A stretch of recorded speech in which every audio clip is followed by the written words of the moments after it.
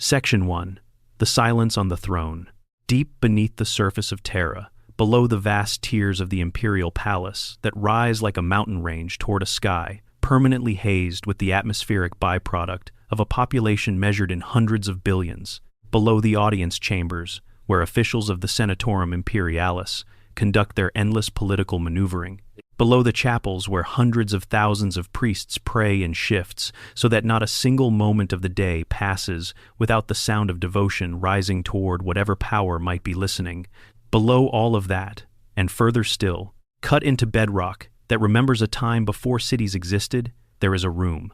It is not a beautiful room in any conventional sense, though the intent behind its construction was certainly grand enough. The walls are covered in sheets of parchment, so old that the fibers have begun to fuse with the stone behind them, each sheet inscribed with names in a lettering style that no one alive can now read fluently, and the names are those of the psychers who died in this place across the last 10,000 years.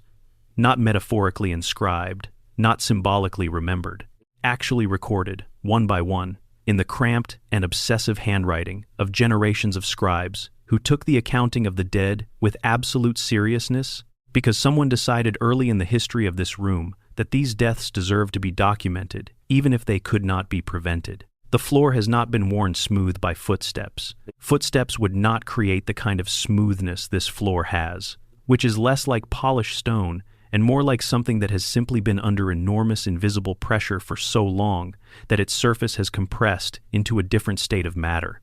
The air is difficult to breathe, and not because of any toxin or malfunction in the life support systems that circulate through these deep chambers.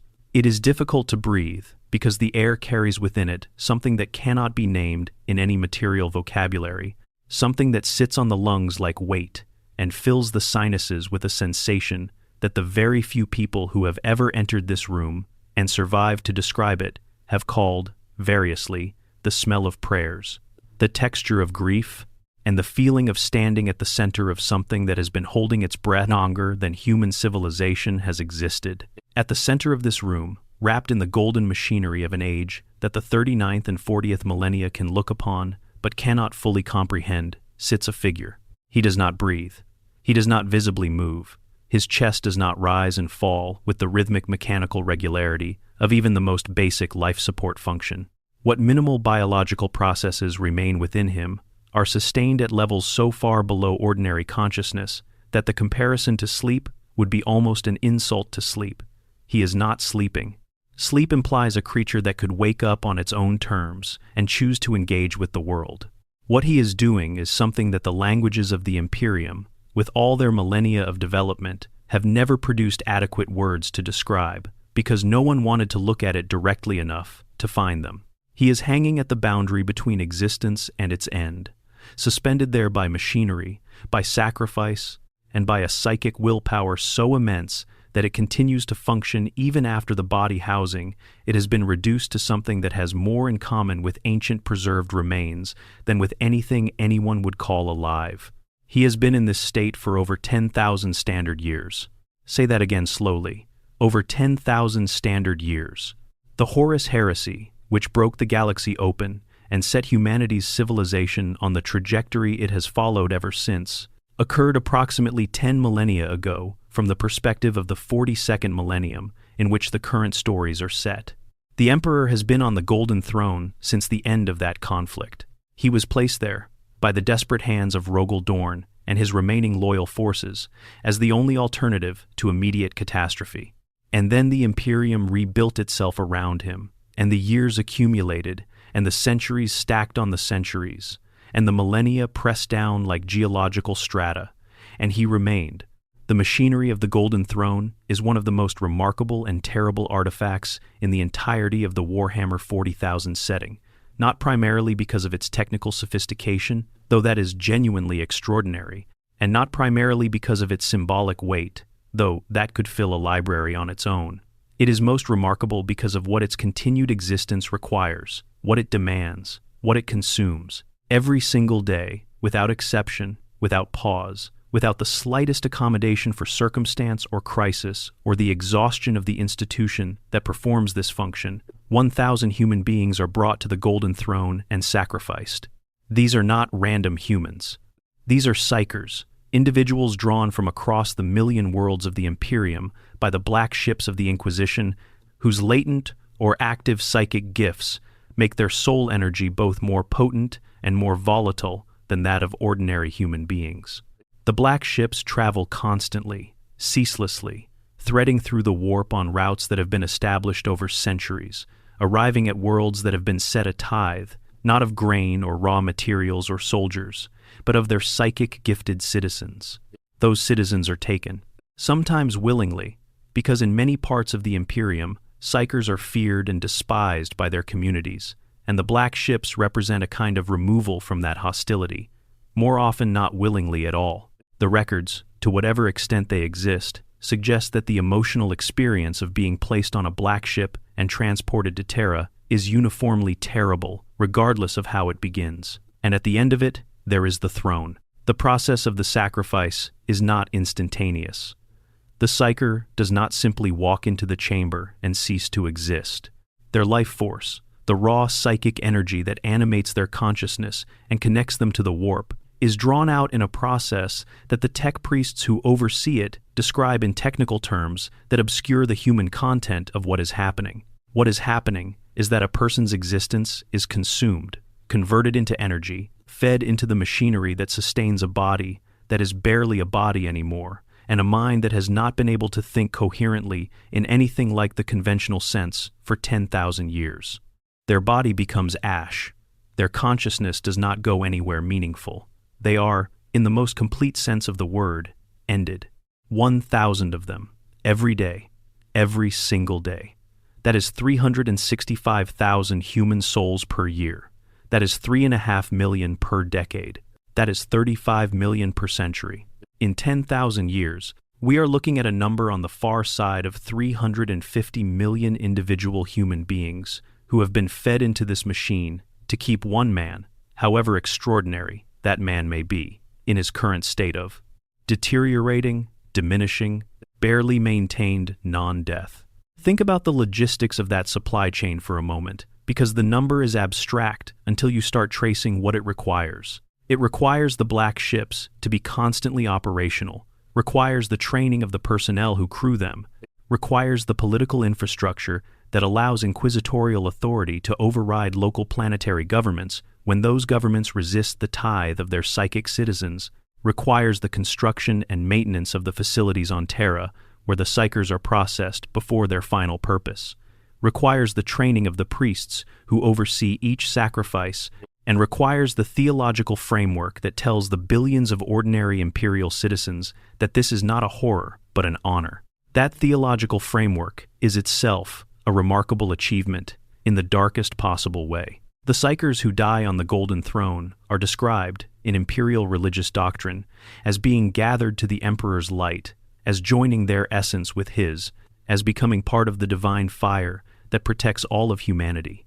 Parents who lose their psychically gifted children to the black ships are sometimes told this by local priests, and some of them find genuine comfort in it, because the alternative, sitting with the full knowledge of what actually happens and what it is actually for, is not something that a civilization built on maintaining functional productivity across a million worlds can afford to let its citizens do. This is the condition that the Emperor has existed in since the end of the Horus Heresy. This is the foundation that the Imperium of Man, with all its complexity and cruelty and genuine occasional heroism, was built upon and continues to rest upon. And the question at the heart of this video, the question that fans have been debating since the earliest editions of Warhammer 40,000, with increasing urgency, as the narrative has moved toward what feels like a genuine crisis point, is this. What happens if it changes? What happens if those golden eyes, after 10,000 years of darkness, open? What if, after an absence so complete that it has shaped the religion and politics and military history and cultural identity of a civilization spanning a million worlds, the master of mankind speaks? What happens when the Emperor wakes up?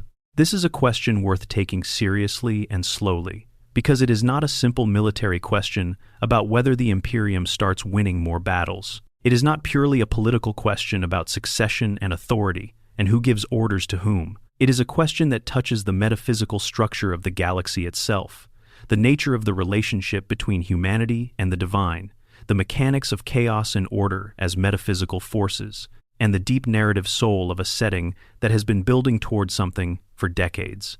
Every major thread in the story of Warhammer 40,000 eventually traces back to the man on that throne, and every significant possible future for the setting passes through the question of what he becomes.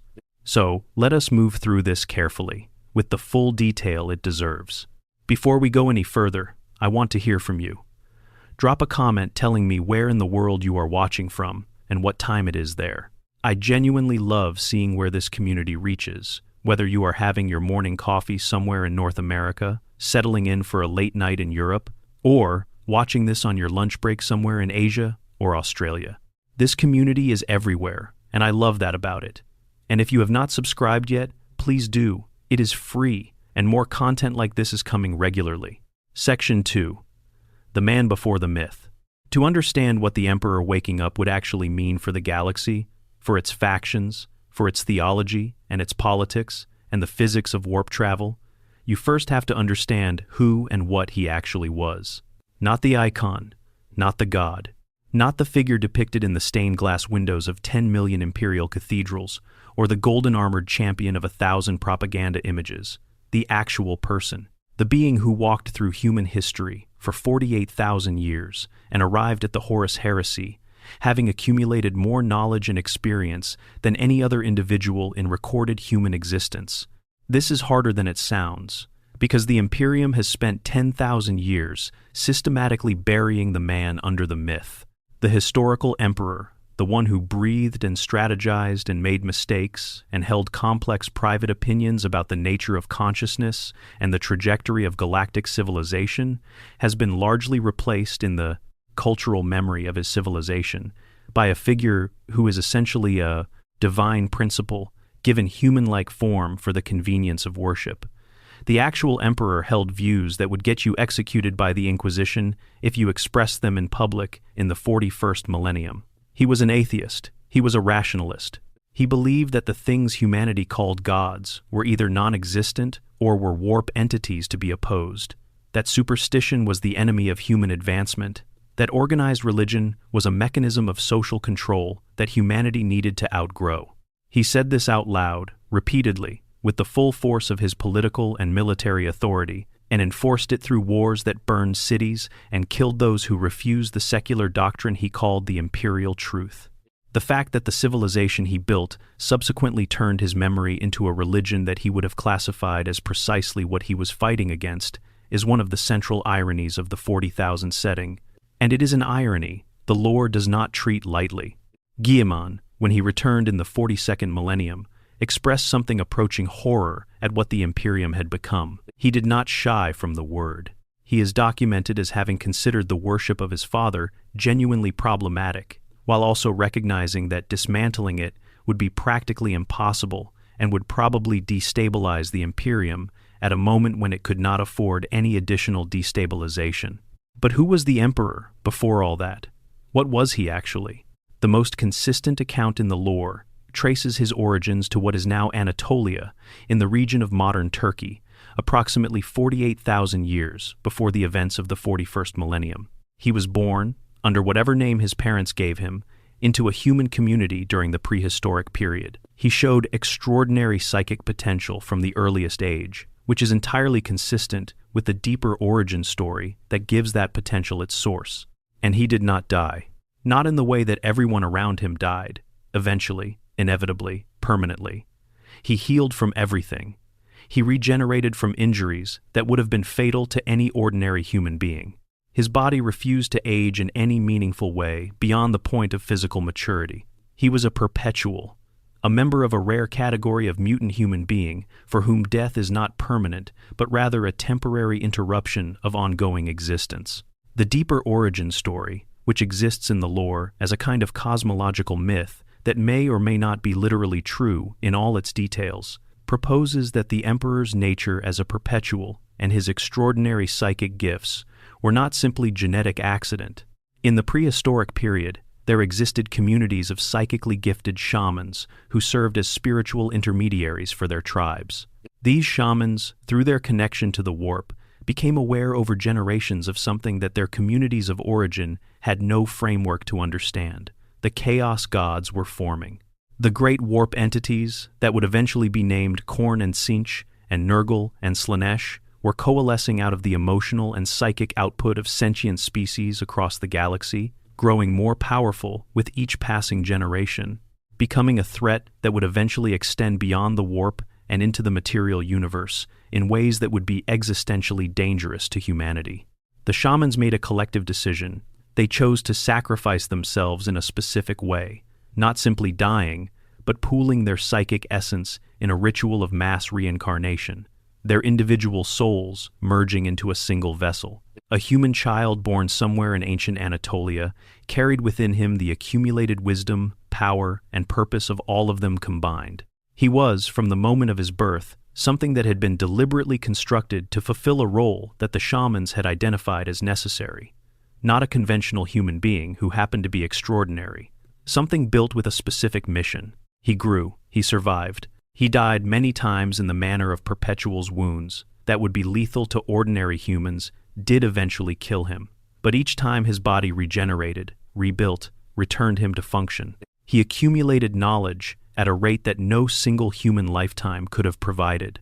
He learned every language, mastered every art, understood every philosophical framework that human civilization produced, and watched as empires rose and fell around him. He survived the Bronze Age, the Iron Age, the ancient imperial periods, the medieval era, the Industrial Revolution, the nuclear age, the age of early space exploration. He was present for humanity's first encounters with the wider galaxy, for the interstellar expansion of the age of technology, for the catastrophic regression of the age of strife. Through all of this, he was, so far as the historical record can determine, largely anonymous, or operating under assumed identities that he discarded when they became inconvenient. The lore occasionally offers hints of his earlier activities. There are suggestions that he was a significant figure in various historical periods, that he influenced events directly when he judged intervention warranted, that he gathered resources and built networks and prepared for a moment that he could see, perhaps across thousands of years of careful observation, was eventually coming. The moment when humanity would need to be unified if it was going to survive what was coming from the warp and from the alien civilizations that occupied the galaxy alongside it. His nature as a perpetual made him genuinely unkillable in the conventional sense, but it did not make him omniscient, and it did not make him invulnerable to the kinds of damage that come not from a single physical wound, but from sustained, compounded trauma inflicted with the backing of warp entities, specifically working to harm him, ordinary deaths or temporary inconveniences. What Horus did to him, with 4 chaos gods actively amplifying the damage, was different in kind. During the Great Crusade, the Emperor's strategic vision was clear enough in its broad outlines, even if the specific means were kept secret from almost everyone. He wanted to reunite humanity under a single government. He wanted to destroy or neutralize the alien civilizations that represented threats to human survival. He wanted to develop the infrastructure of a genuinely interstellar civilization, communication, navigation, trade, cultural coherence, in ways that would allow humanity to maintain itself without the constant attrition of isolation and fragmentation that had characterized the age of strife. And he wanted, most ambitiously, to give humanity a future in which the existential threat of chaos could be managed on humanity's own terms, rather than chaos's. The Mekboy project was the mechanism for that last ambition. The Eldar, whose civilization had existed for millions of years longer than humanity's, had built an extraordinary network of stable tunnels through the Mekboy that allowed travel across vast distances without the dangers of direct warp exposure. The Emperor intended to build humanity into this network, to give his species access to a form of faster-than-light travel that bypassed the warp entirely. If he had succeeded, the Astronomicon would have become unnecessary. Navigators would have become a specialty rather than a necessity. The black ships and their terrible tithe of sacrifice psychers would have eventually ceased to be required. The entire machinery of misery that currently sustains the Imperium's ability to traverse the stars would have been obsolesced by something capable of supporting genuine human flourishing rather than merely preventing civilizational collapse. Magnus the Red's psychic sending destroyed that dream. The sending was itself an act of love and loyalty, gone catastrophically wrong. The Crimson King was trying to warn his father about Horus's corruption, a genuinely important piece of information. But the method he chose, a direct psychic projection of enormous power aimed at the most psychically sensitive point he knew of, shattered the wards that the Emperor had spent years constructing to keep the Webway project safe. Daemons poured through the breach. The Emperor had to abandon the Webway and take personal control of the containment, which required him to remain at the Golden Throne in order to hold the breach closed. The heresy followed. The siege of Terra came, and when Horus was finally, devastatingly defeated, what remained of the Emperor was carried back to the device that had already anchored him and fitted with machinery designed to keep that anchor permanent. He ordered it himself. That detail matters. He knew what the throne meant. He knew the cost. He could see that the alternative to the throne was immediate catastrophe. The breach opening, Terra falling, the Astronomicon going dark, the Imperium collapsing before it had time to reconstitute itself after the heresy's devastation. So, he accepted the throne. And then 10,000 years passed, and nobody figured out how to fix it. The Adeptus Mechanicus, with all their relics and their devotion and their accumulated centuries of study, cannot fully repair the Golden Throne. The core technologies by which it was constructed use principles that the subsequent millennia simply do not understand. The device was built in an earlier age, drawing on knowledge that the Age of Strife destroyed and that has never been recovered. The tech priests who maintain it are following rituals inherited from predecessors who may have actually understood what they were doing, but at some point in the long chain of transmission, the understanding was lost and only the ritual remained. The machine is failing. Slowly, but measurably, inescapably, the number of psychers required to maintain the same level of function increases with each passing generation. This is the state of things. This is the man who might wake up, and the machine that has been his prison, and the civilization that was built around the assumption that it would last forever. Section 3. The Golden Throne. Prison of Light and Fire. The Golden Throne is not a chair. This is the most basic misunderstanding about it, the one that the visual imagery of the setting perpetuates, because showing a vast and incomprehensible life support machine connected to a network of sacrificial infrastructure does not produce the iconic imagery that an enthroned monarch produces. But functionally, mechanically, practically, the Golden Throne is a machine. It is the most complex machine that has ever existed in the history of human civilization, and it is performing several distinct functions simultaneously, any one of which would make it the most important piece of technology in the Imperium if it were the only thing the machine did. Let us go through them carefully, because the details matter for understanding what an awakened emperor would mean. First, and most immediately recognizable, the Golden Throne maintains the biological processes of the Emperor's body at the bare minimum level required to sustain consciousness. This is genuinely extraordinary, given the state of that body. The Emperor was mortally wounded, not in the sense of a wound that a skilled apothecary might address, but in the sense of damage inflicted by the combined effort of 4 Chaos Gods, working through the physical form of the most powerful warrior the Horus heresy produced. His body, without the throne, would have dissolved into nothing within hours of that battle. The machinery prevents this dissolution while not being capable of actually repairing the damage. It is, in the most literal sense, holding the Emperor at the last possible moment before final death, indefinitely, at the cost of those 1,000 daily sacrifices. Second, and perhaps less obviously visible in the imagery of the setting, the Golden Throne maintains the seal on the warp breach beneath the Imperial Palace.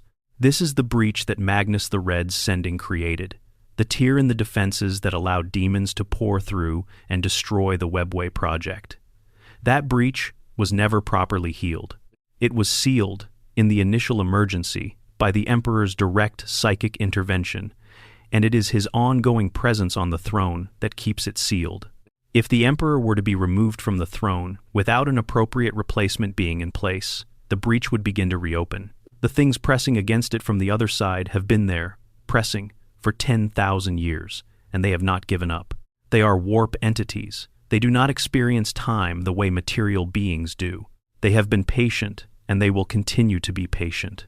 The Talisman of Seven Hammers, installed at the Emperor's direction by the Primarch Vulcan in the throne room itself, is the final contingency against this outcome. It functions as a dead man's switch of almost incomprehensible scale.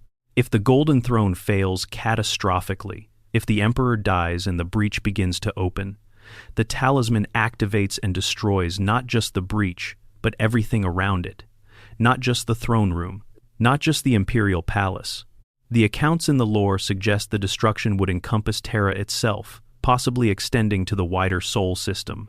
The intent is to deny chaos, the cradle of humanity, and the symbolic heart of the Imperium. The Emperor designed this as an acceptable contingency. Think about what that tells you about how he views the stakes. Third, the throne amplifies and directs the Emperor's psychic output to maintain the Astronomicon, the galaxy-spanning beacon that makes warp navigation possible.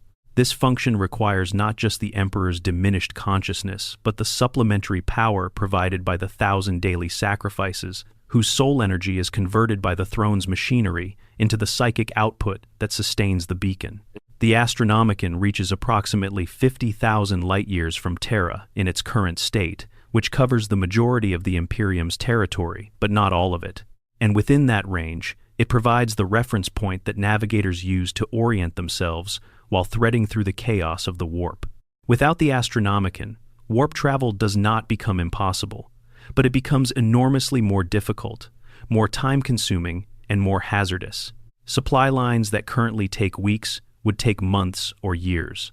Military deployments would become practically impossible at scale. The flow of resources that keeps a civilization of 1,000,000 worlds functioning would slow to a crawl and then potentially stop entirely. Fourth, and this is the one that is least visible in the day-to-day reality of the Imperium, but is in some ways the most important, the Emperor fights, constantly, without pause. In the warp, where his mind operates even when his physical body is incapable of any voluntary movement, he is engaged in continuous active battle against the Chaos Gods and the daemonic entities they direct against humanity's psychic defenses. In the mechanics of the setting, where the warp is a real place that real things inhabit, the Emperor's psychic presence in the Imperium is a genuine force that genuinely opposes the forces of chaos. He is the anathema, the thing that the Chaos Gods find actively hostile to their existence, the force that opposes their corruption not through moral arguments, but through psychic pressure that is simply antithetical to what they are. He has been doing this for 10,000 years, without rest, without relief, without the ability to stop or reduce the effort, because stopping or reducing the effort is not an option when you are the only thing standing between your species and the full-scale intrusion of warp entities into the material universe. The fact that more psychers are required each generation to maintain the same level of output suggests that the efficiency of the system is declining, which might mean that the Emperor's capacity to direct that output is diminishing. The machine is failing. This creates a situation where every faction aware of the true state of things is quietly confronting the fact that the foundation of everything they know is not indefinitely sustainable. This is the context in which the question of the Emperor's awakening becomes not just a speculative exercise, but something that feels genuinely urgent. Section 4. The Moment of Waking. First breath in 10 millennia. Let us imagine the moment itself, not in the abstract, in the specific, sensory, present-tense reality of what that moment would be like for the galaxy that would have to experience it. Picture the throne room in the Deep Palace, late in the current era. The machinery hums with the particular sustained note of systems that have been running continuously for longer than any of their components were designed to last, maintained by generations of tech priests following maintenance rituals they understand imperfectly.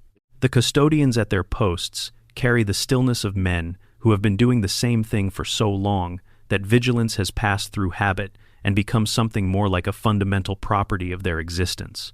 The light is gold but cold, the color of precious metal rather than the color of warmth, refracted through lens systems that probably worked differently when they were new.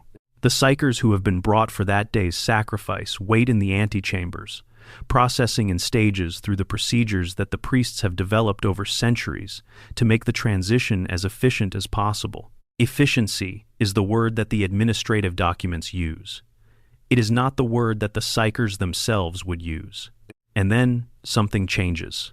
The first indication would be psychic, not physical, and it would be felt not in the throne room itself, but across the entire planet simultaneously. Terra's population includes, at any given moment, an extraordinary concentration of psychically sensitive individuals, the astropathic choirs that maintain Terra's communication with the wider Imperium, the soul-bound attendants of various institutions whose psychic gifts have been specifically trained and constrained for their functions, the unsanctioned psychers who inevitably exist in any population large enough. Every one of these individuals would feel the change at the same moment, not as a message or a vision, but as a physical sensation, a change in the background texture of their psychic perception that they had not realized was constant until it shifted. The astropathic choirs would be the most immediately affected. Their connection to the Emperor, established through the ritual of soul binding, in which their natural psychic sight was traded for a permanent connection to the Emperor's warp presence, gives them a more direct link to his psychic state than any other group of humans possesses.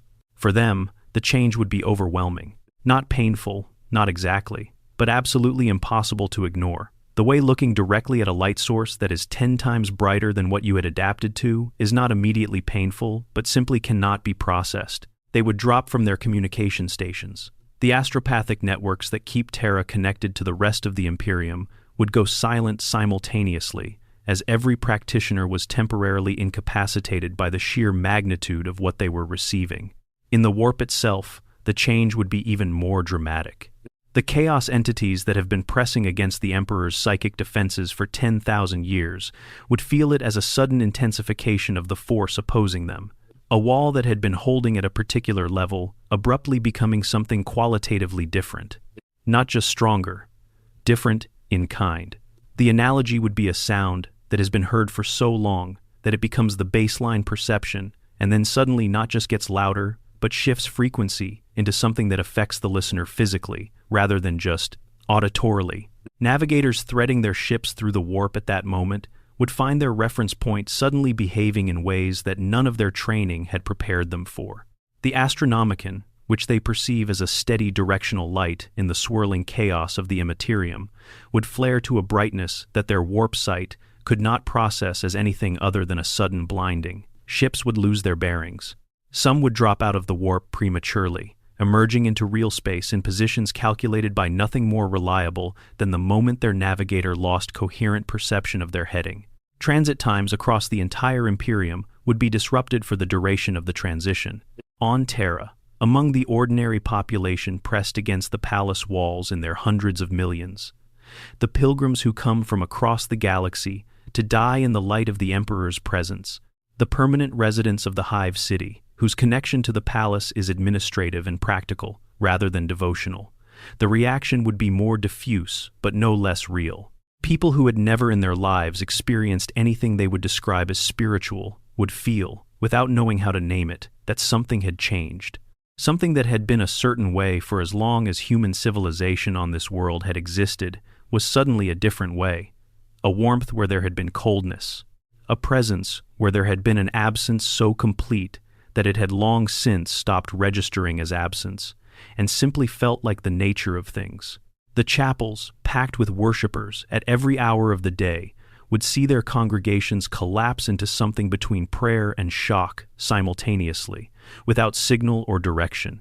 The living saints, those extraordinary individuals who channel what the ecclesiarchy calls the Emperor's divine will, would experience a sudden and total clarity from a source they had always perceived as distant, uncertain.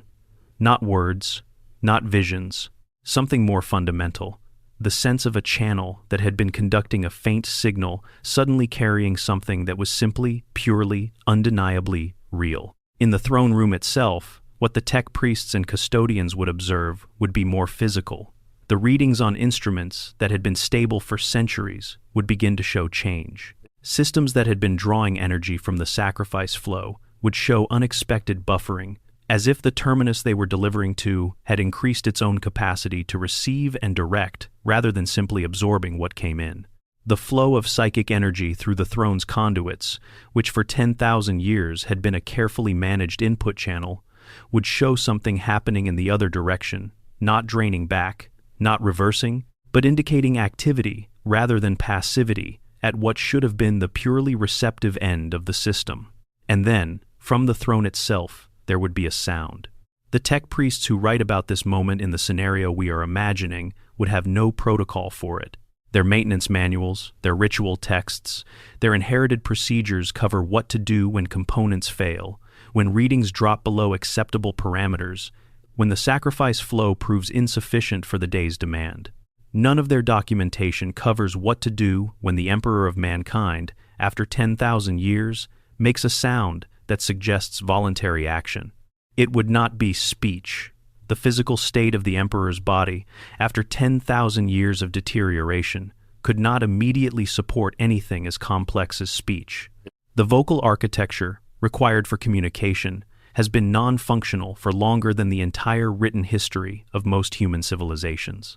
But sound, as in the kind of sound a body makes when something inside it moves by its own choice, rather than by the mechanical processes of life support that would be achievable. And in the context of that room, in that moment, it would be the loudest thing anyone present had ever heard.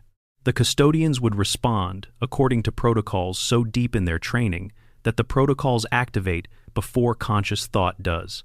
Every sealed document in every vault accessible to the Captain General would automatically unlock at this moment, because they were sealed waiting for this specific threshold of evidence that something real was happening. Every custodian post in the palace would shift into the highest readiness state. Communications would go out not through the now temporarily disrupted astropathic networks, but through direct channels, through runners, through every backup system that the palace's designers had thought to include, precisely because there would be moments when ordinary communication was not reliable. The first message to reach Guillemon, wherever the Lord Commander of the Imperium was at that moment, in the middle of whatever crisis the 42nd millennium had most recently produced, would not be official.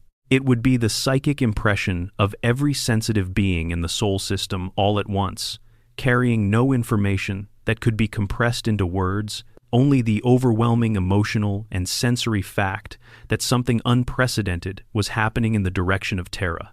And Guillemon, who has been working himself to exhaustion for years, trying to hold together an Imperium that keeps finding new ways to fall apart, would know. He would not need the official communication. He would feel the change in the warp even through the psychic shielding of his armor and his Primarch physiology. He would set down whatever he was holding and feel something that men like him do not often let themselves feel, because feeling it is genuinely dangerous in a galaxy that punishes hope with such reliable consistency. He would feel something that might be, cautiously and carefully, called hope.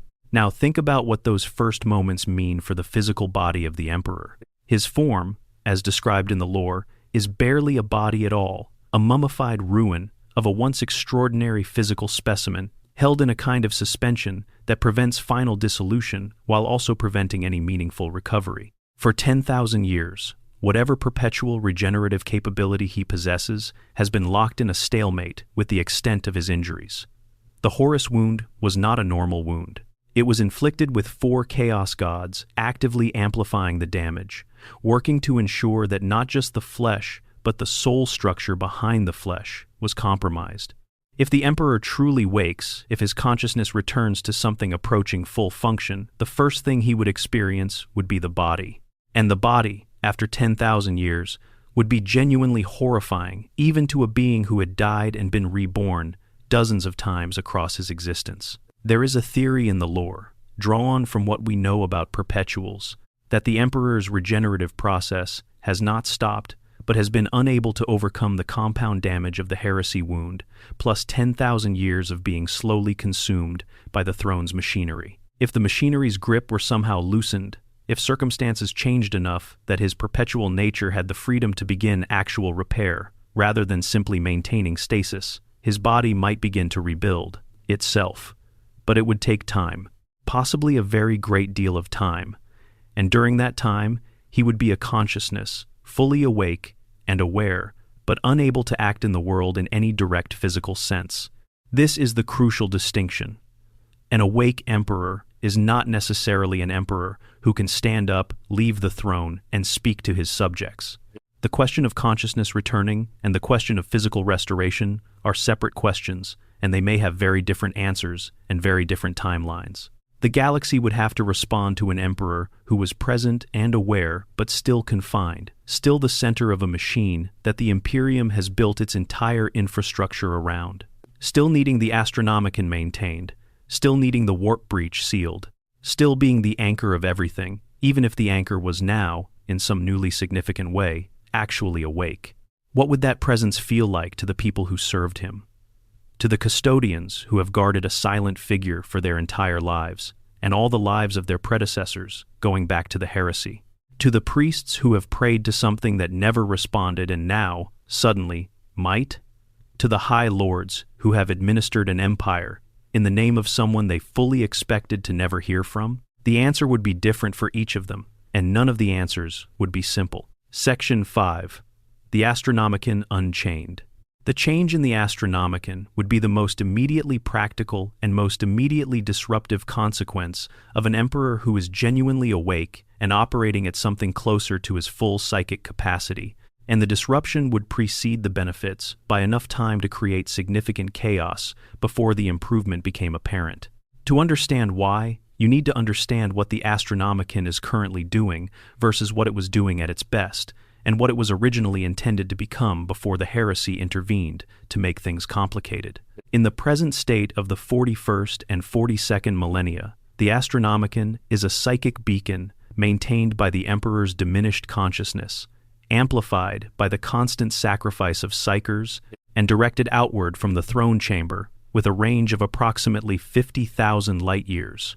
This covers most of the Imperium Sanctus, and a significant portion of what remained before the Great Rift tore the galaxy in two. The Astronomicon is described by navigators as a light in the warp, not literally a visual phenomenon, but something that their specific mutation interprets as luminous, as directional, as the equivalent of a stable fixed point in an environment where almost nothing else is stable or fixed. They steer by it, the way ancient sailors once steered by stars, using it as orientation rather than destination. The skill of navigation is in interpreting the warp's currents and eddies and using the Astronomicon as a reference to maintain course through a medium that actively resists anything resembling consistent spatial geometry. Before the heresy, the Emperor himself described the Astronomicon as a temporary measure, a bridge technology, something that would become unnecessary once the Mekboy project was complete and humanity had access to warp-independent transit across the galaxy. He had built it because the alternative, no reliable navigation at all across interstellar distances, was worse, but he had always intended to replace it with something that did not require a living being of his specific capabilities to constantly sustain it. The failure of the Mekboy project made that plan moot and made the Astronomicon permanent by default. What had been intended as a stopgap became the foundation of the entire Imperium's logistical infrastructure. A fully conscious emperor, operating at his genuine psychic capacity rather than the fraction of it that the current arrangement manages to direct productively, would change the Astronomicon in both quantitative and qualitative ways that would transform interstellar travel across the Imperium on a scale that is difficult to overstate. The range would increase. By how much is difficult to estimate precisely, because the relationship between the Emperor's psychic output and the Astronomicon's range is not a simple linear function. It is mediated by the machinery of the throne and the properties of the warp itself. But even a moderate increase in the beacon's effective range would bring areas of the galaxy currently inaccessible to reliable navigation back into contact with the wider Imperium. Parts of the eastern fringe that have been increasingly difficult to reach as the Tyrannid hive fleets advanced, and the psychic shadow of the hive mind suppressed warp communication in those regions. Regions of the Imperium Nihilus that have been cut off entirely since the Great Rift's formation. Isolated human worlds that have been managing their own survival for decades or centuries without resupply or communication, because no navigator could reliably reach them. These worlds, in the absence of contact with the wider Imperium, have been developing along whatever trajectory their local circumstances dictated, and some of those trajectories lead to places that the Imperium would consider deeply problematic. The clarity of the beacon would also change. Currently, even within the Astronomican's range, the signal is described as steady, but not overwhelming, present enough to navigate by, but not so powerful as to remove the skill and difficulty from the navigation itself. A more powerful Emperor producing a stronger signal would make navigation significantly more reliable. Transit times would reduce as navigators found their bearings more quickly and maintained course more accurately through warp. Turbulence. Journeys that currently take months might take weeks in many cases. Military deployments that require years of lead time to account for warp transit uncertainty might become plannable on shorter timescales. Supply lines that currently require enormous buffer stockpiles on both ends to account for the unpredictable delay of warp transit might become reliable enough to reduce those buffers. The economic consequences of this alone, if you think through them properly, would be staggering over even a single generation. Right now, the economic system of the Imperium is built around an assumption of unreliable communication and slow transport. Planets hoard resources because they cannot count on resupply. Local authorities maintain enormous bureaucracies, partly because the distance from central authority creates the administrative necessity of genuinely local decision-making. Trade routes are established based on current navigator knowledge, and avoid regions where transit is too unpredictable, creating geographic economic patterns that have become deeply entrenched over millennia. All of this would begin to shift with better navigation. Not immediately, the economic structures of 10,000 years do not change overnight, but directionally and measurably. There is a secondary consequence of the Astronomican becoming more powerful that is less often discussed, but potentially more significant in the long term than the navigation improvements. The Astronomican is not purely a navigation aid. It is also, in a more subtle way, a psychic communication channel. The Emperor has used it, in the accounts that survive from the early Great Crusade era, to guide individuals he wanted to direct, to send visions, to influence decisions, to reach across interstellar distances with something more targeted than the broad broadcast of the beacon itself. In the current era, he is still believed to do this in limited ways, through the Emperor's tarot and through the experiences of certain psychers and living saints who report guidance that seems to originate from a divine source. But the reach and precision of this guidance is extremely limited by his current condition. A fully awake Emperor with a fully powered Astronomican at his disposal would have something approaching a psychic communication network spanning his entire empire, one that could send information and direction not through the unreliable medium of astropathic relay chains, but through direct psychic contact with individuals whose psychic receptivity made them suitable channels. It would not be omniscient communication. Even his psychic reach has physical limits, and the galaxy is genuinely enormous. But it would be qualitatively different from anything available to the current Imperium. The disruption in the short term, however, would be significant and should not be minimized. Every navigator currently threading a ship through the warp has calibrated their practice to a specific level and character of Astronomican signal. Their training, their experience, the physical and psychic adaptations they have developed over careers that sometimes span centuries, all of this is calibrated to the current state of the beacon. A sudden, major change in that signal would be like changing the laws of gravity for pilots in mid-flight. The techniques would still work, but they would work differently, and the transition period, while navigators adapted their practice to the new baseline, would produce accidents and lost ships, and delays that in the short term would be genuinely harmful. There would also be the question of what the throne itself did with a more powerful emperor behind it. The machinery has been calibrated to manage a specific level of output from a specific level of consciousness. If that consciousness suddenly became significantly more active, the machinery might not handle the change well. Tech priests who have spent their careers maintaining the throne at its current operational state would face equipment behaving in ways their training had not prepared them for, which in the context of machinery, this delicate and this critical, could produce consequences ranging from manageable adjustment requirements to catastrophic failure of core components. The Adeptus Mechanicus, who have been maintaining the throne through ritual and faith as much as through genuine engineering understanding, would find themselves confronting in the most direct possible way the limits of their knowledge.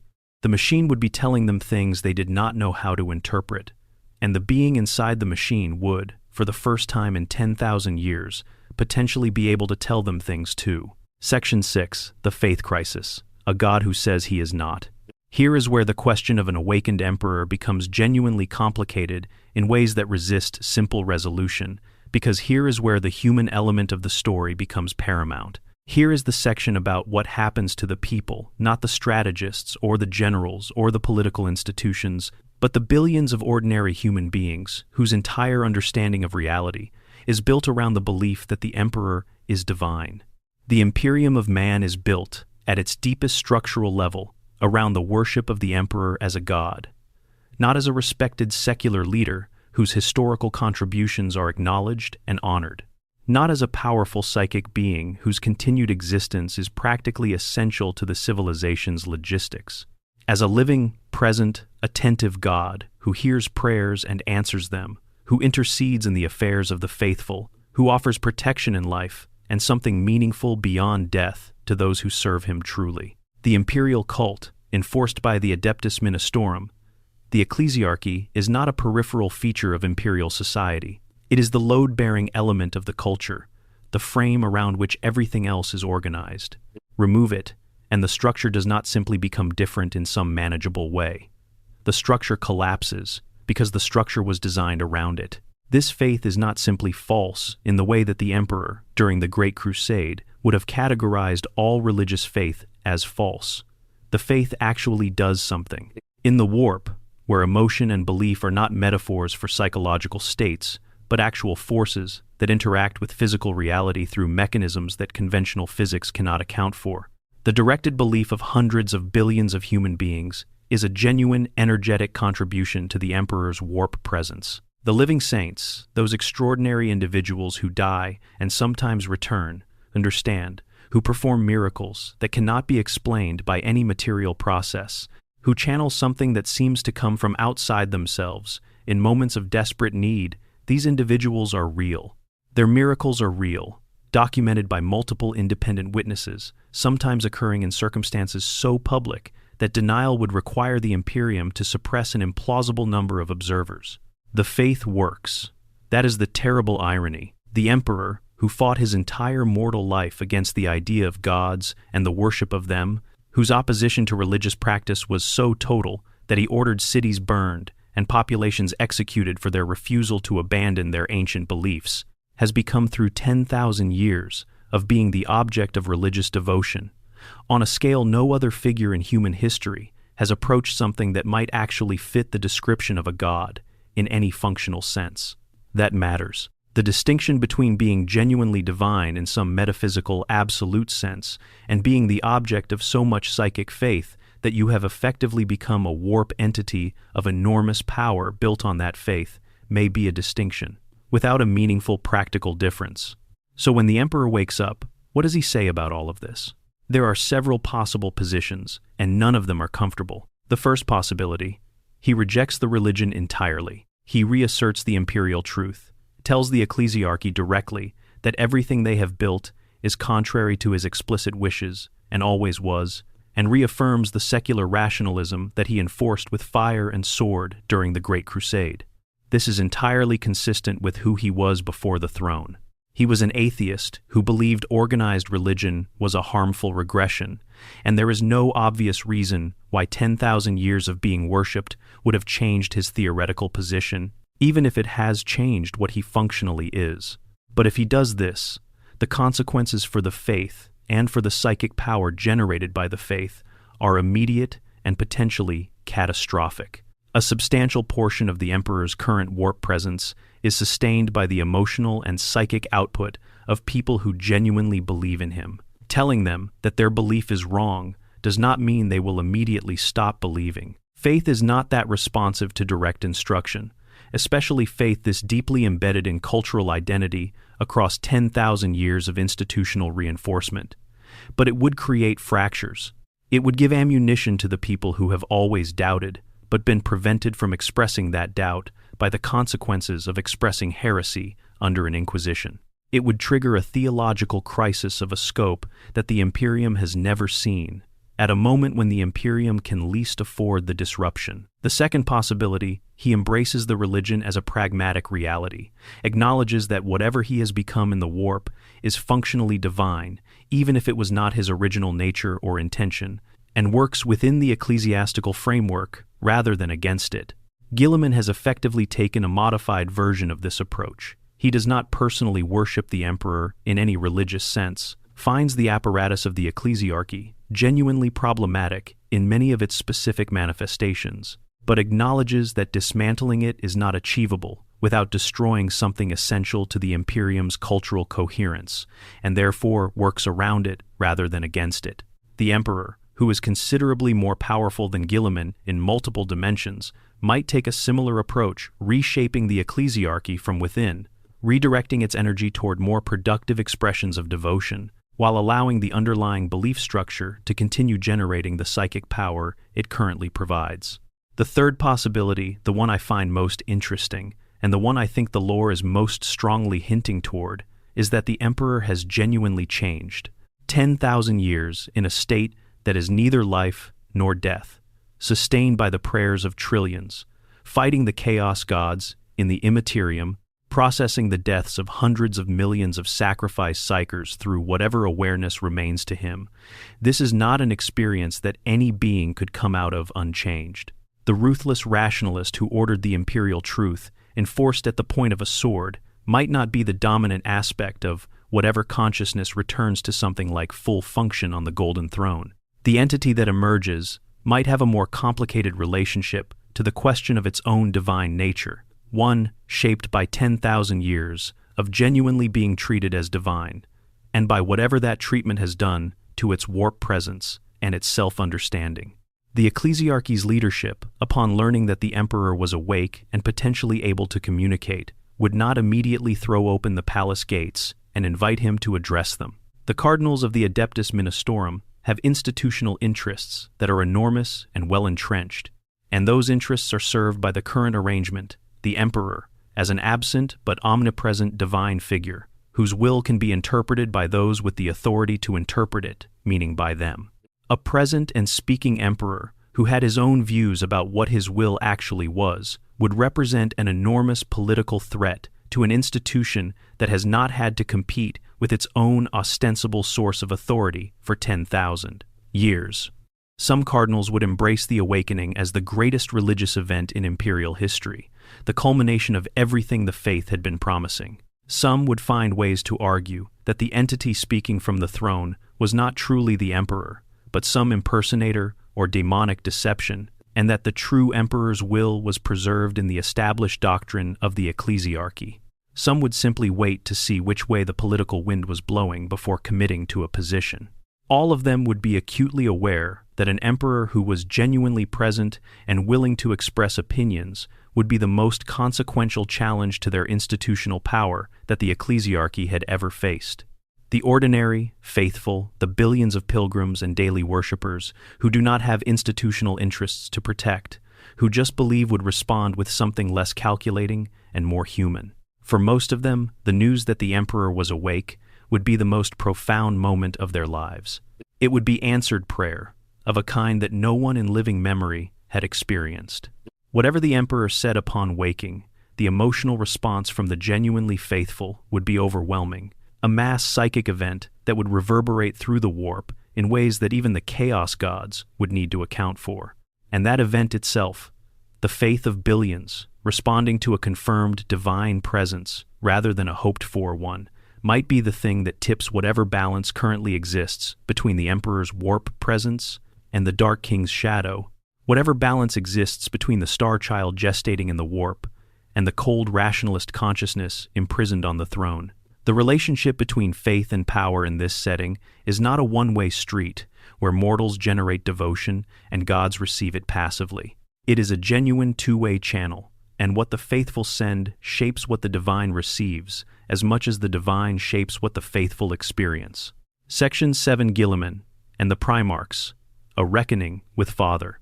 Of all the figures currently active in the 42nd millennium who would be affected by the Emperor's awakening, Robert Guilliman's situation may be the most personally complicated and certainly the most immediately politically consequential. He is the Lord Commander of the Imperium, the being who has spent years attempting to drag an institution 10,000 years past its sell-by date towards something resembling functional governance.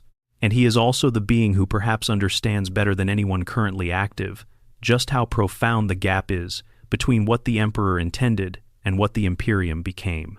Guilliman was resurrected through the combined efforts of Belisarius Cawl and the Ynnari, using means that the Lord Commander found theologically troubling even as he accepted the practical necessity of the outcome. He woke up into a galaxy that was nothing like the one he had left, at a point in history where the Imperium had never been under more simultaneous pressure from so many different directions, and was immediately handed the title of Lord Commander and Imperial Regent. He accepted it because the galaxy was on fire and someone competent had to do something, and that something had to be done by someone with the authority to make it stick. His reaction to what he found has been documented across multiple novels, and it ranges from controlled fury to something close to despair. This is a man who, during the Great Crusade, built Ultramar, a region of 500 worlds that operated with genuine administrative competence, reliable trade, functional infrastructure, and something approaching genuine human flourishing within the constraints of an interstellar civilization at perpetual war. He returned to find that the Imperium he had helped build had spent 10,000 years becoming something that violated almost every principle he had devoted his life to. The bureaucratic paralysis, the religious extremism, the institutional corruption at every level, the waste of human potential on a scale that genuinely staggers him. All of it dressed in the language of his father's legacy, while violating almost every principle his father had actually stood for. He met the Emperor, briefly, when the Ynnari facilitated his return to Terra as part of the resurrection process. The specifics of what passed between them are deliberately left unspecified in the lore, because the specifics would resolve questions that are better left open. What we know is that Guilliman emerged shaken in a way that a being of his capabilities and experience is not easily shaken. He described, in guarded terms in subsequent accounts, encountering something that saw its sons primarily as weapons, as tools, as things designed for a purpose, rather than people capable of independent identity. A father who had looked at his son and seen, first and most clearly, an asset. This is a genuinely hard thing to hear, even for a superhuman warrior king capable of commanding fleets and rewriting military doctrine across a galaxy. The emotional content of that encounter, the sense that the being who created you and whose legacy you are living within sees you first as an asset rather than as a person, is the kind of thing that shapes the one who experiences it in ways that persist, regardless of the strength or practical orientation of that person's character. If the Emperor fully woke up, if Guilliman could sit in something more like a real conversation rather than a psychic impression received through a failing machine, the meeting would be one of the most consequential in the DAST history of the setting. Guilliman has spent years making choices he knew his father would not necessarily have approved of. He has tolerated the ecclesiarchy because dismantling it would destabilize the Imperium at a moment when stability is existential. He has worked with the Ynnari, alien sorcerers whose very existence violates everything the imperial truth stood for, because their help was necessary and their goals were aligned with humanity's interests in the specific circumstances of his return. He has maintained systems he finds morally objectionable because the alternatives were worse.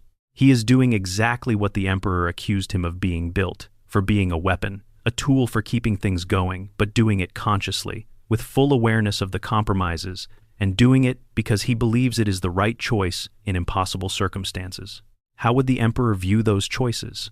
With understanding, recognizing in Guilliman's pragmatism the same calculations that led him to conceal the Webway project, to tolerate political structures he found problematic, to use people as instruments without always explaining why. With disappointment, seeing in the acceptance of the ecclesiarchy's power a failure to hold the line against the exact kind of regression he fought so hard against. Or with something more complicated than either an acknowledgement that the situations are genuinely different, that what the Imperium of the 42nd millennium requires is not what the early Great Crusade required, and that Guilliman's judgments about how to navigate those differences deserve genuine respect rather than either endorsement or condemnation. The Lion L. Johnson, who returned from his long sleep beneath the ruins of Caliban in the early 42nd millennium, presents a different kind of complication.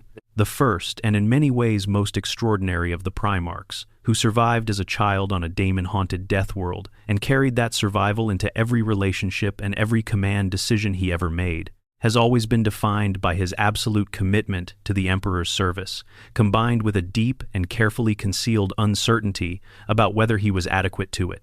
The Dark Angel's history is shaped by the weight of the fall of Caliban, the chaos-corrupted portion of their legion, the cover-up that followed, the generations of secret hunting to correct the mistake without letting anyone else know the mistake existed.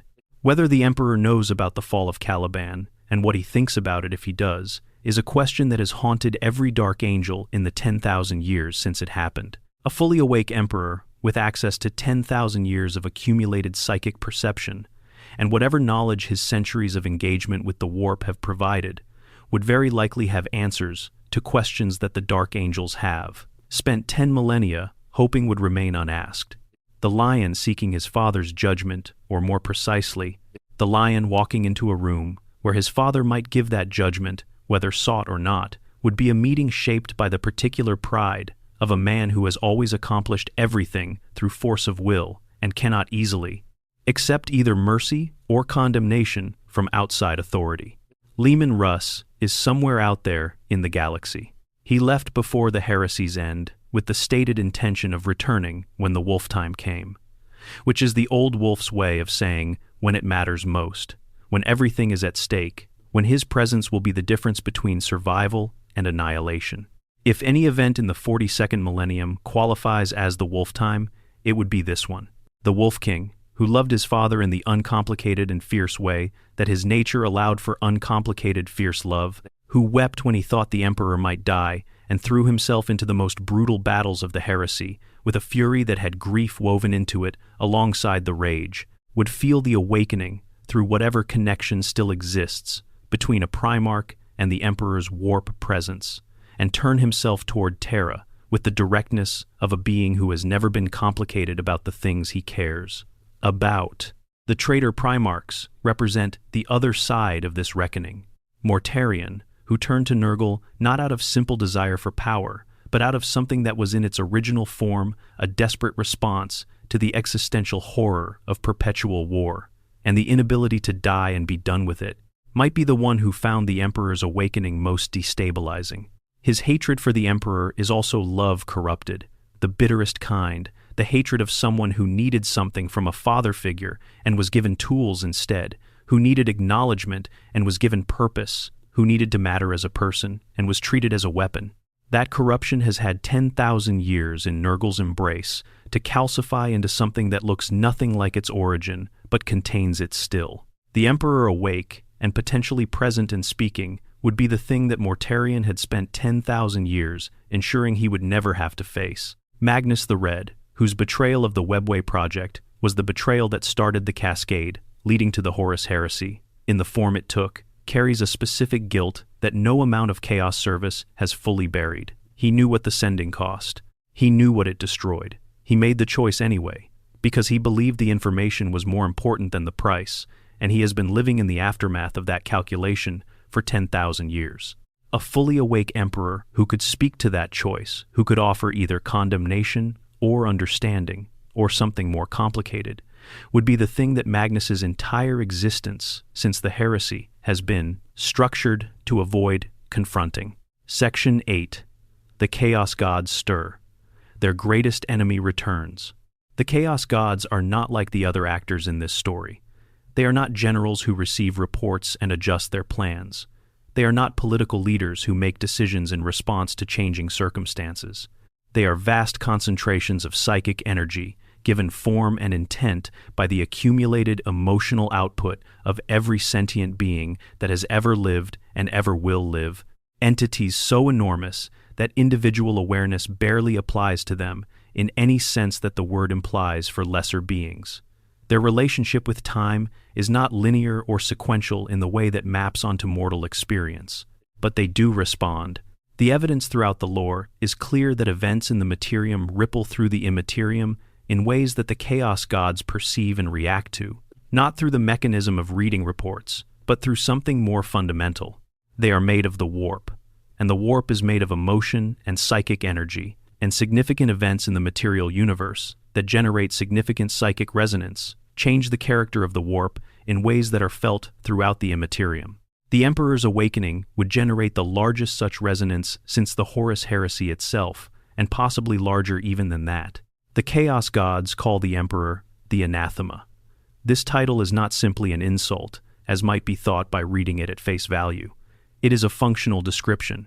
He is antithetical to what they are, in a way that goes beyond opposition, the way two armies oppose each other. He represents the possibility of a humanity that develops genuine psychic maturity, that learns to navigate the warp without being consumed by it, that develops the capacity to exist in relationship with the Imperium without being destroyed by that relationship, that evolves beyond the vulnerable prey species that has fed the Chaos Gods since humanity developed the psychic sensitivity that made human souls interesting to warp entities. His continued existence, even in its current diminished form, is a genuine obstacle to their complete dominion over humanity. His awakening to full function would be a catastrophe for their ambitions.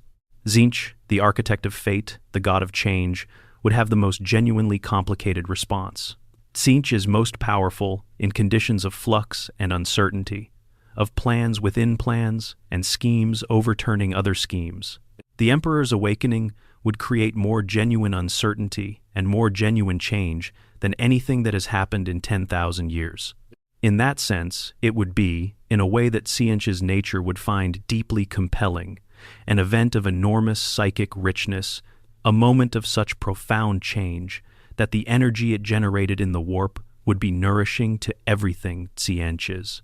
At the same time, an emperor operating at full capacity represents the potential restoration of an order that resists Tzeentch's influence, the clear light of an active divine will, burning away the shadows where plans and deceptions breed. Tzeentch would both want to exploit the change and want to prevent its long-term consequences, which is entirely consistent with Tzeentch's nature as an entity that contains contradictions without resolving them. Nurgle, the Lord of Decay, the Father of Plagues, would experience the Emperor's awakening as a direct and personal affront. Nurgle's entire cosmological position is that entropy is the natural state of things, that decay is the most honest relationship between a being and its eventual end, and that accepting this, even loving it, is the path to a kind of corrupted peace. An emperor rising from 10,000 years of deterioration and demonstrating that even 10 millennia of entropic decay cannot permanently end a being of sufficient will and power is the most direct possible refutation of Nurgle's philosophical position.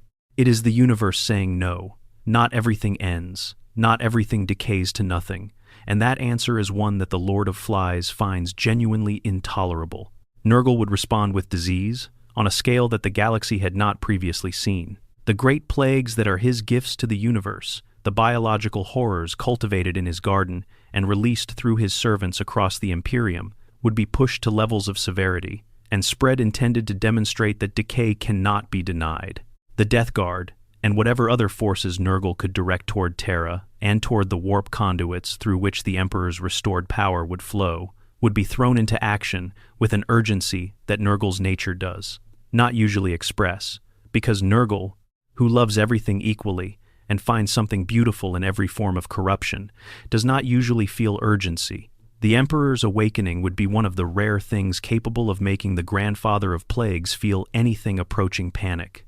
Khorne, who cares only for blood and skulls and the violence of combat, would respond most simply and most honestly. The Emperor's awakening would mean the greatest potential for conflict that the galaxy had seen in 10,000 years, and Khorne would want to be at the center of it. The Skull Throne would be adorned with more offerings. The Blood God's servants would throw themselves toward Terra with greater intensity than any previous assault, not from strategic concern about the Emperor as a long-term threat, but from the simple fact that the mightiest possible opponent was now potentially available for the mightiest possible confrontation. Slaanesh, born from the death of the Eldar's civilization, would experience the Emperor's awakening through the lens of sensation and excess that defines its entire existence.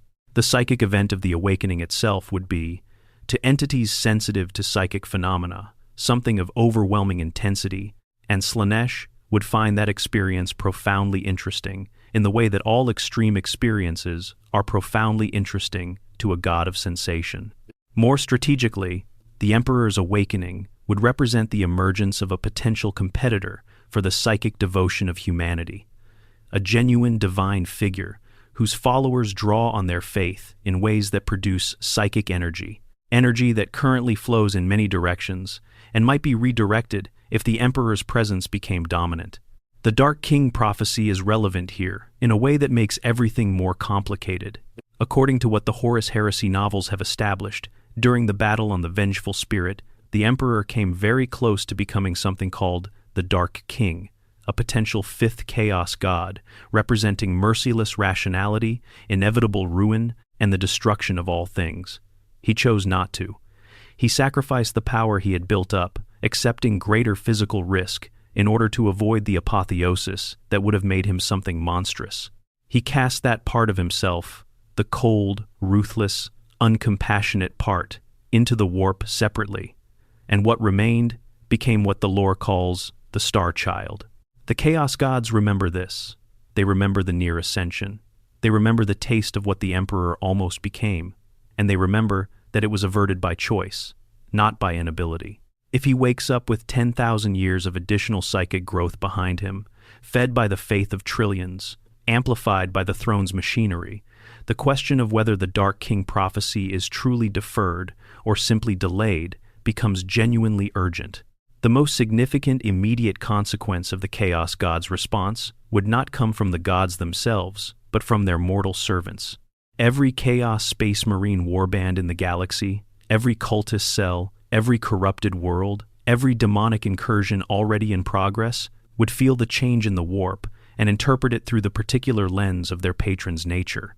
And among the champions of chaos, the one who would respond most consequentially is Abaddon the Despoiler. Abaddon has spent 10,000 years working toward a final victory for chaos. His strategy has always been patient, oriented toward long-term attrition and the gradual weakening of the Imperium's defenses through repeated Black Crusades that drain resources and kill the irreplaceable. He is not interested in symbolic victories. He wants the Materium for chaos, permanently and completely, and he has been working toward that outcome with a strategic patience that has lasted longer than most human civilizations. He succeeded in collapsing Cadia's pylons and tearing the Great Rift open. He has been building towards something else since then.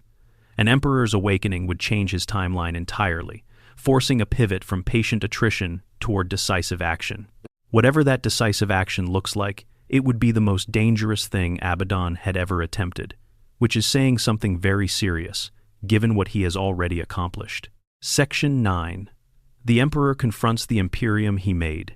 This is the question that carries the most weight in terms of pure human drama, and it is the one that the lore has been building toward for years without ever quite confronting directly. What does the Emperor actually think about what the Imperium became?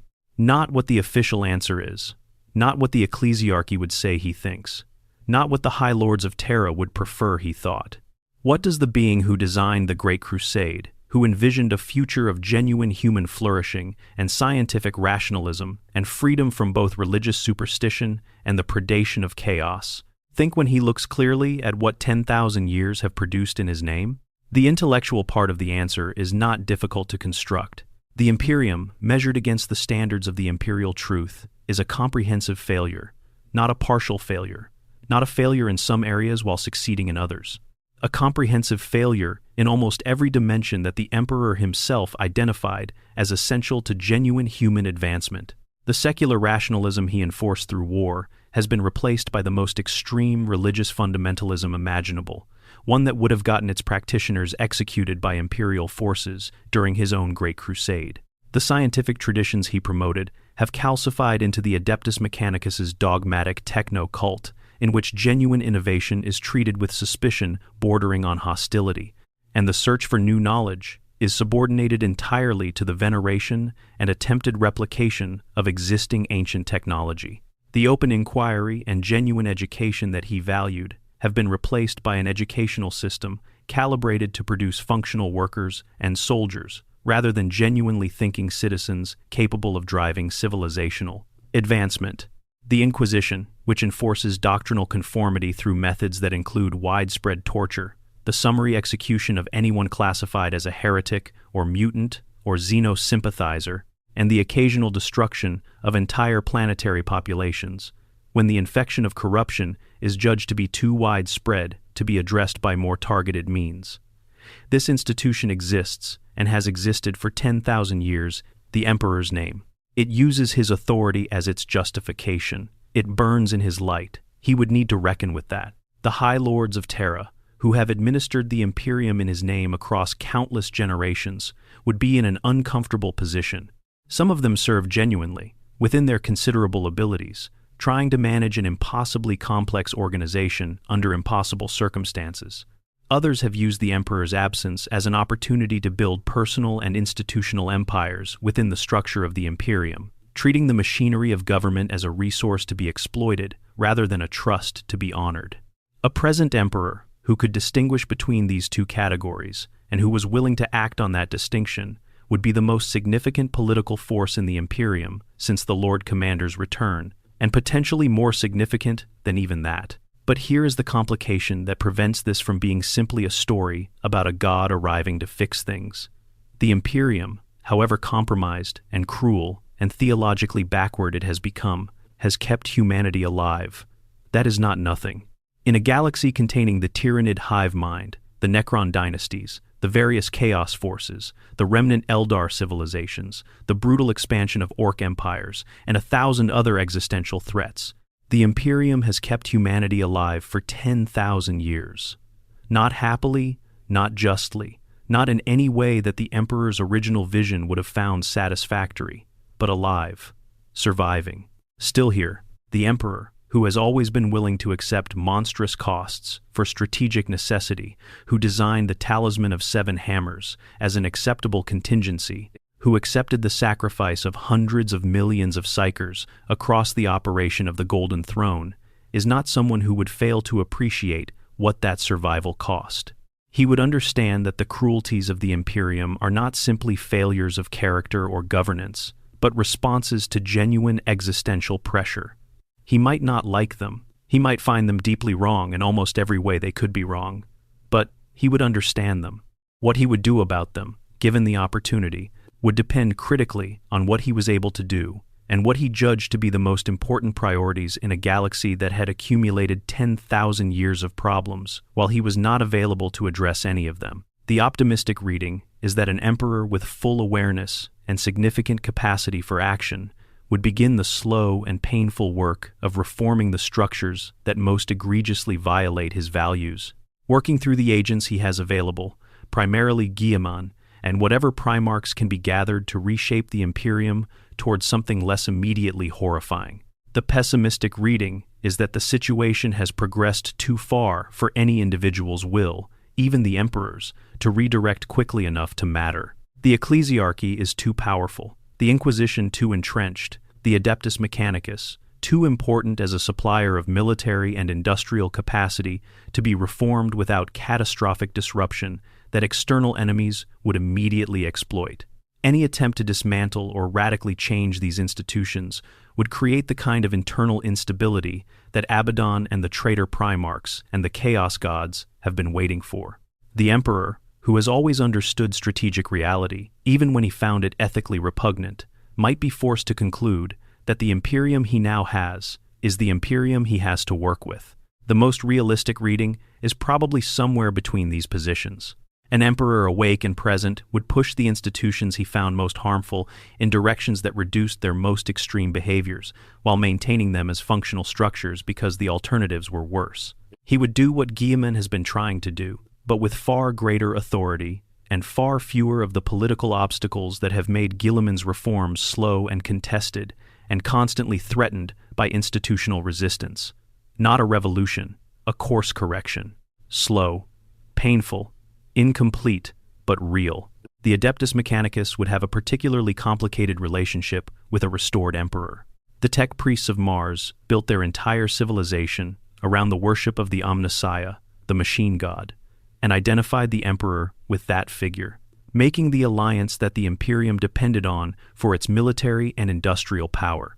But the Emperor was not actually the Omnissiah in any straightforward sense. He did not endorse the cult Mechanicus's dogma. He tolerated it as a political necessity, the price of Martian loyalty, while maintaining in private a view of technology that was essentially rationalist tools should be understood and developed, not venerated and ossified.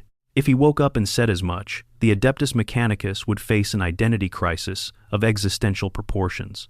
What might soften that crisis, however, is the practical reality of what the Emperor actually knows. The Adeptus Mechanicus has been desperately trying to understand lost technologies for 10,000 years, working from fragmentary records and incomplete understanding. The Emperor built the Golden Throne, he built the Webway extension, he created the Primarchs. He has knowledge of the dark age of technologies, scientific achievements that no living being in the galaxy currently possesses. An emperor willing to share even a fraction of that knowledge with the Mechanicus would be an emperor capable of reshaping the technological capacity of the Imperium in ways that went far beyond any military advantage. And the Mechanicus, whatever their theological complications, would be unable to resist what he was offering. The desire for knowledge is deeper in the cult Mechanicus than the doctrinal insistence on limiting it. The human cost of the Golden Throne. Before we leave the question of what the Emperor's awakening would mean for the Imperium's institutions, it is worth spending a little more time on something that the official lore acknowledges, but rarely dwells on at length, because dwelling on it is uncomfortable in a way that the setting's aesthetics of glory and sacrifice usually prefer to paper over. That is the human cost of keeping the Emperor alive. Every single day, roughly 1,000 psychers are brought before the Golden Throne and fed to the Emperor's need. These are not nameless abstractions. They are people. They were born, grew up, discovered they had psychic ability, were collected by the black ships that trawl the Imperium systems on their decades-long routes, were assessed for their potential, were judged insufficient to serve as full astropaths or sanctioned psychers, and were transported to Terra for the final purpose their lives were going to serve. 1,000 of them, every day, for 10,000 years. If you sit with those numbers, and I mean really sit with them, not just let them wash over you as impressive-sounding scale, but actually try to hold the arithmetic in your mind. The result is approximately 365,000 deaths per year, and approximately 3,650,000,000 deaths over 10,000 years, all for the single purpose of maintaining one being on one machine. That number exceeds the population of many fictional worlds in this setting. It exceeds the population of some real civilizations that have existed in human history. It is a holocaust that never ends, and that the entire machinery of the Imperium is partly oriented around perpetuating. The Emperor, if he woke up, would have to look at that number. He would have to understand that every single day of his unconscious existence has cost roughly 1,000 lives specifically attributed to his survival. And he would have to decide what that means for how he proceeds. Because an emperor who simply accepts that cost without reckoning with it would not be the emperor who built the Imperium's original vision. He would be the institution that replaced that vision. The counterargument, and the setting is careful to supply it, is that without the emperor on the throne, the Astronomicon fails and warp travel becomes impossible, and the Imperium collapses, and the death toll from that collapse would be several orders of magnitude larger than the ongoing cost of keeping him alive. This is probably true, but it does not resolve the moral weight of the ongoing cost. It merely makes the alternative worse, which is a different thing from making the current situation acceptable.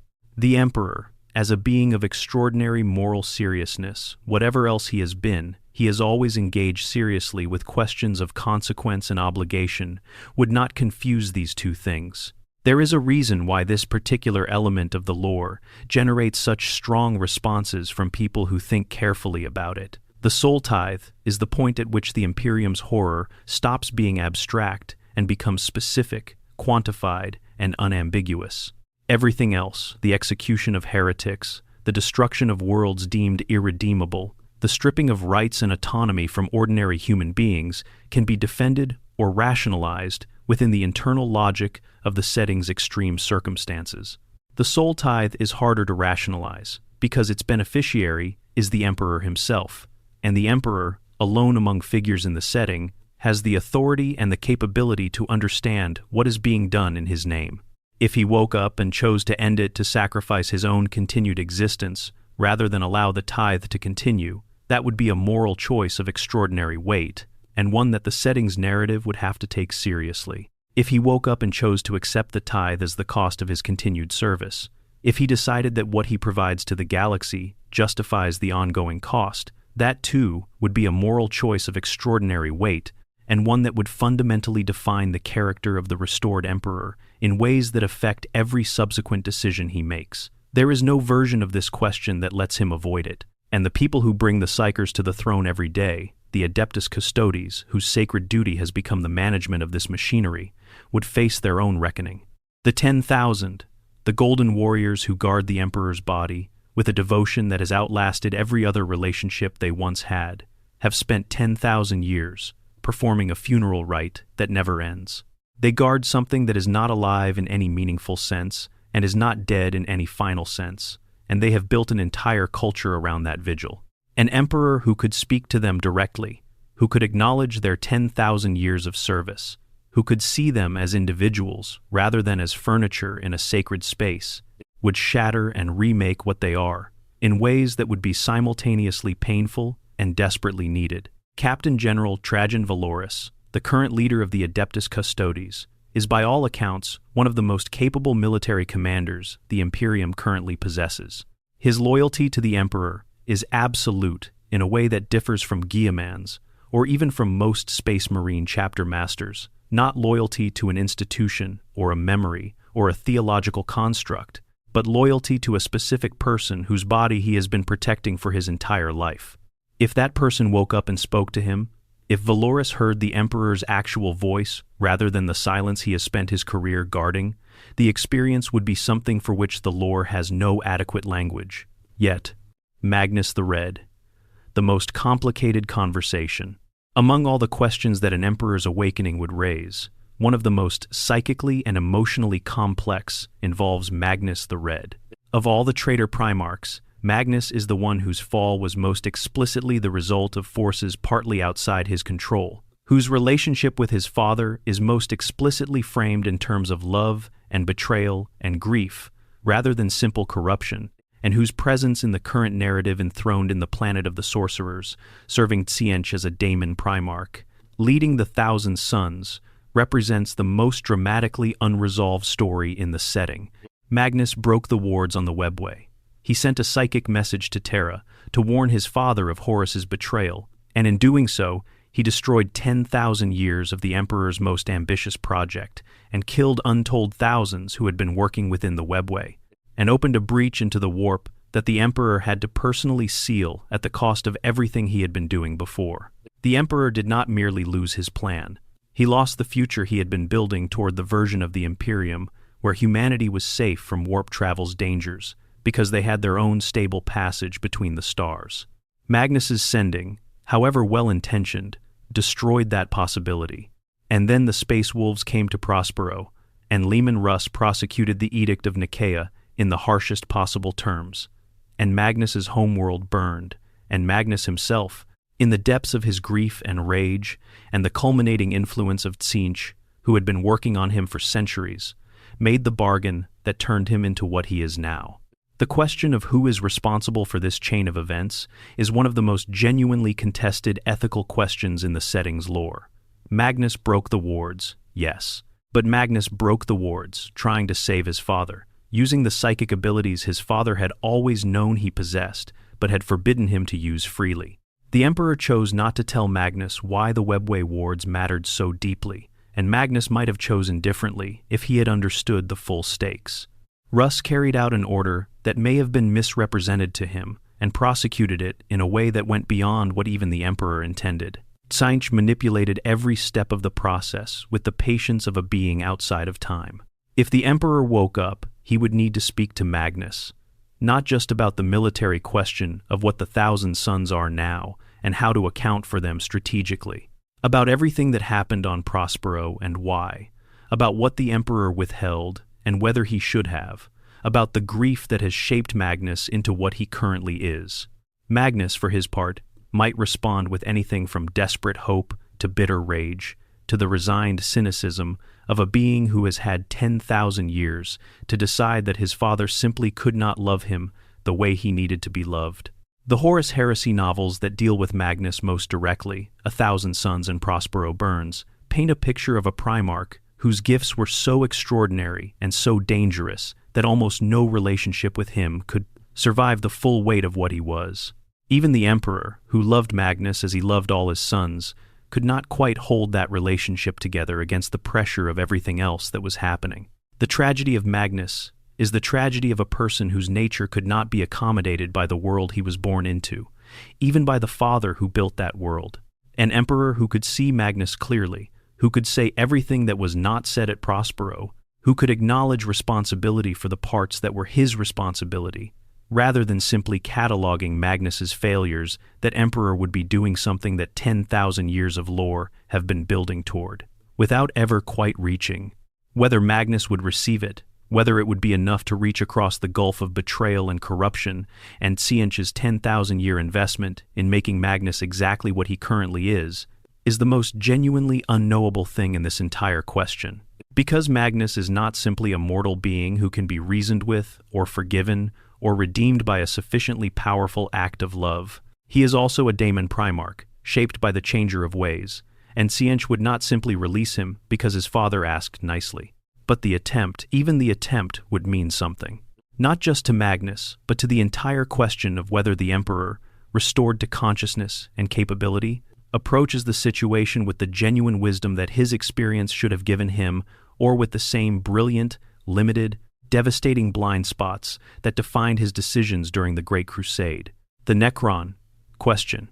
There is a faction in this setting that the conversation about the Emperor's awakening rarely gives adequate attention because they do not fit neatly into the theological or military frameworks that dominate discussions of this topic. The Necrons are not interested in the Emperor as a religious figure. They are not interested in him as an enemy in any ideologically committed way. They are interested in the problem he represents, and the problem he might be capable of solving. The Necrons were once flesh and blood beings, the Necrontyr, who transferred their consciousness into metal bodies, seeking immortality, and in doing so bound themselves to the C'tan, star gods of terrifying power and malevolence, who consumed their souls and left them as the emotionless killing machines that most of the galaxy knows them as. The Silent King, Sarek, the being who ordered the biotransference and who has carried the weight of that decision for 65 million years, has spent those millions of years trying to find a way to reverse what was done, or to at least ensure that what remains of his people survives long enough to matter. His primary concern in the current era is the Tyranid invasion. The hive mind represents an existential threat to the Necron project of restoration, because restoration requires biological material that Tyranids consume entirely. A galaxy consumed by the hive mind is a galaxy in which no Necron can ever be made flesh again. This is the single concern that drives Sarek's willingness to engage in temporary cooperation with beings and factions he might otherwise simply exterminate. The Emperor awake and operating at full capacity would be an asset in the fight against the Tyranid incursion. The psychic weapons that the Emperor can field are among the most effective tools in the galaxy against Tyranid forces, because the hive mind's psychic presence, the shadow and the warp, is one of its most significant tactical advantages, and an Emperor-level psychic entity operating in the warp can push back against that shadow in ways that no other currently active force in the galaxy can match. This does not mean the Necrons would become Imperial allies in any simple sense. Sarek's interactions with Guilliman have been intensely pragmatic and intensely uncomfortable for both parties, precisely because the Necrons do not pretend that they have any loyalty to anything except their own restoration and their opposition to the Tyranid threat. An Emperor who could speak to Sarek directly, as a being of comparable weight of historical decision, one of the few entities in the current galaxy who can understand in any meaningful sense what carrying impossible choices across unimaginable timescales actually feels like, might produce a different kind of conversation than any currently possible between the Imperium and the Necron dynasties, because both of them have done terrible things for reasons they believed were justified at the time, Both of them have spent geological timescales carrying the consequences, and both of them are dealing with a galaxy whose dangers require tools and alliances that their principles would otherwise reject. The conversation between Sarek and a restored emperor would be, among other things, the most uncomfortable conversation about the nature of responsibility and consequence in the entire setting. What the emperor might actually say. We have talked at great length about what would happen to institutions, to factions, to the structures of power that the emperor's awakening would disrupt. But let us take a moment to think about something more personal. What would the emperor actually say in the first moments of awakened consciousness after 10,000 years of silence? This is not a question with a factual answer. It is imaginative work. But it is imaginative work grounded in everything the setting has established about who the emperor actually is, not the theological figure of the Lectitio Divinitatis, not the stern statue on a million altars, not the golden-armored crusader of Great Crusade imagery, but the actual person as the lore understands him. The oldest pieces of the setting, the earliest hints about his actual nature and his actual thoughts, suggest a being of extraordinary seriousness who held the span of human history in his consciousness and made decisions on timescales that most humans cannot meaningfully consider. He was always patient in the deepest sense, not patient as intolerant of delay, but patient in the sense of someone who understands that the things worth building take longer than any individual lifetime and are worth the cost of that understanding. He was also, and this is something the lore has been more willing to acknowledge in recent years, particularly through the Horus Heresy novels, someone who found it genuinely difficult to communicate with the people closest to him in ways that adequately expressed what he felt for them. Not cold, not indifferent, but unable or unwilling to let the full weight of his care become visible in his interactions, because he believed that the work required a clarity of purpose that visible emotion would compromise. The Primarchs, who needed fathers as well as commanders, suffered most from this, but it was a failure that rippled outward through the entire project of the Imperium, because an emperor who could not be fully human in his relationships with those closest to him built institutions that reflected that difficulty. So what would he say? This is speculation, clearly labeled as such, because the lore has not given us this scene and probably will not give it to us easily. But I think he would not begin with declarations or commands, or the kind of thunderous proclamations that 10,000 years of legend have built around his image. I think he would begin with something much quieter, something that acknowledged, before anything else, what 10,000 years of silence and sacrifice and the machinery of an institution he did not build have cost everyone who has been living inside it.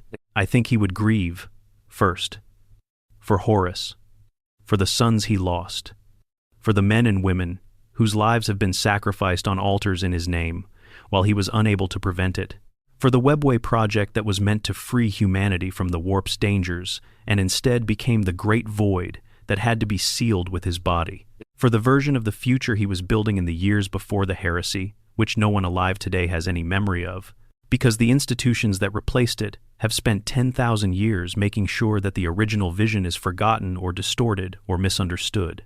And then, after the grief, I think he would turn to what needs to be done, because that is also who he is. The grief would not be performance, and it would not be indefinite. It would be real, and then it would be complete, and then he would look at the galaxy as it actually is and begin the work of deciding what to do about it.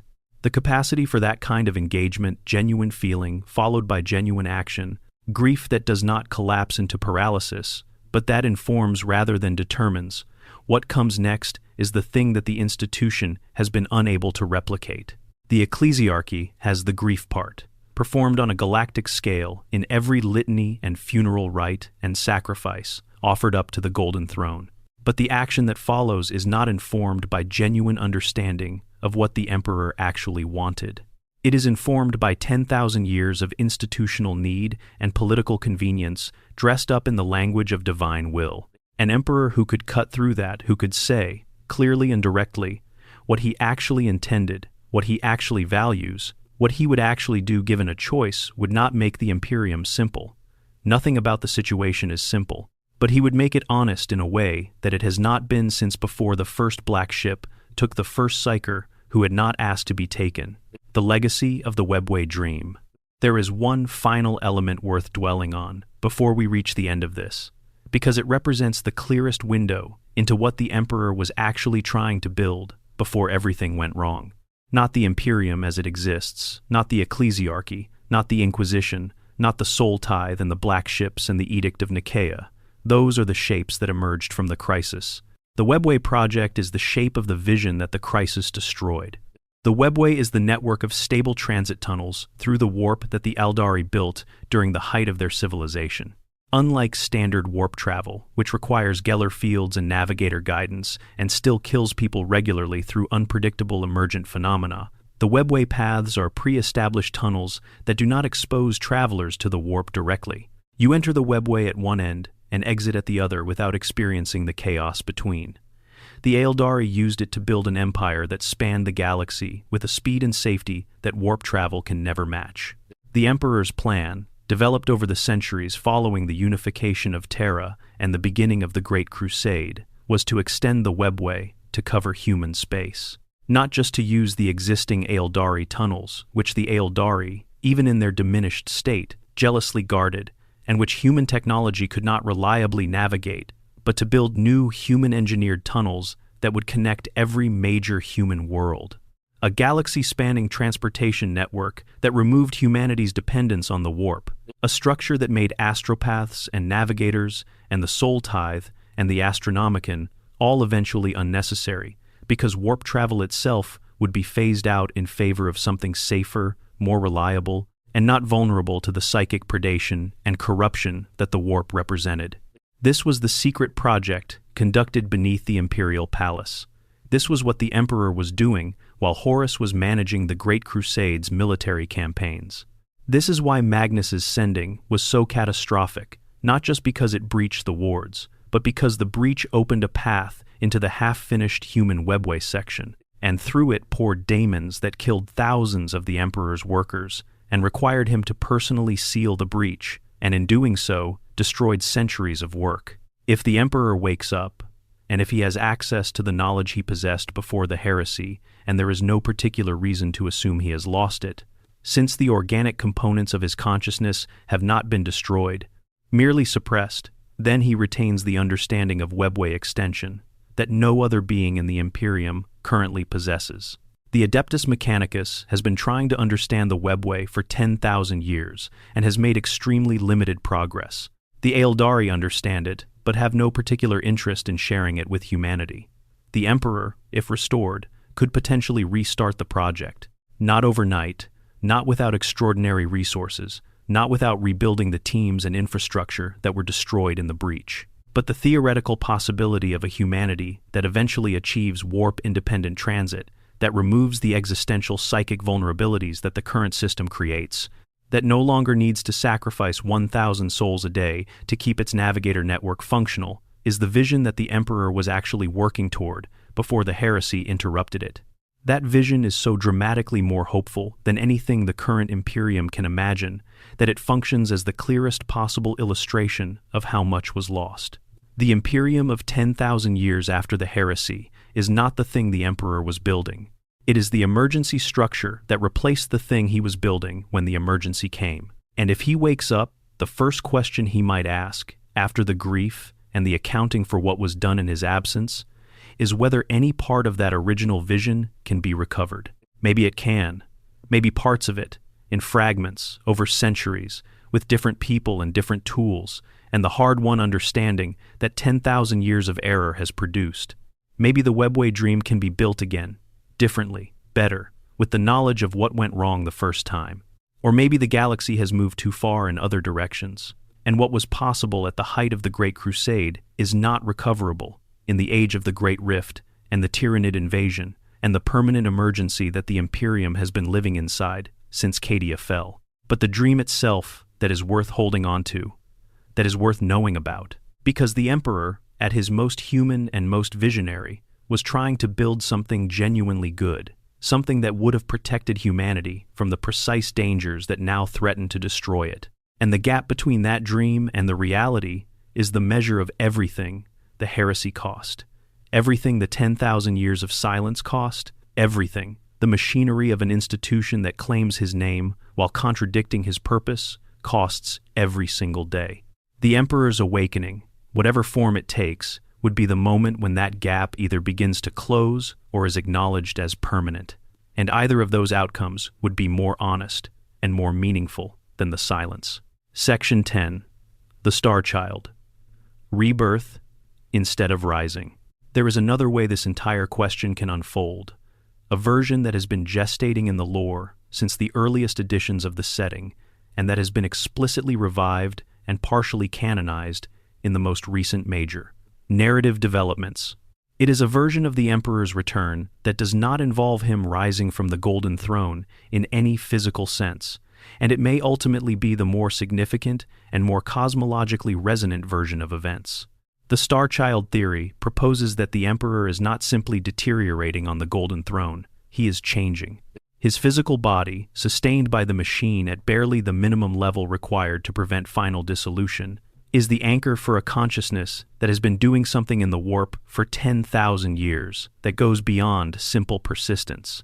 The faith of trillions, the psychic output of hundreds of billions of worshippers, directed at a single focal point across a period of 10 millennia, has not just sustained the Emperor's warp presence, it has shaped it, built it, added to it dimensions that the original consciousness, as it existed at the end of the Horus Heresy, did not possess.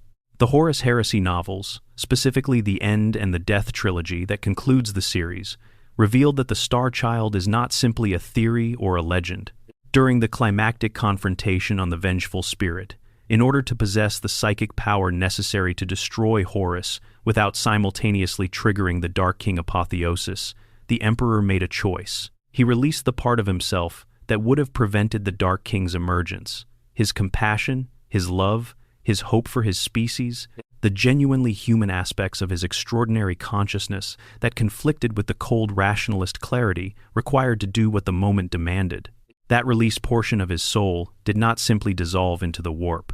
It entered the Imperium as a separate entity, smaller than the Emperor's main warp presence, but distinct, preserving specifically those qualities he had chosen to give up in order to survive the confrontation with Horus.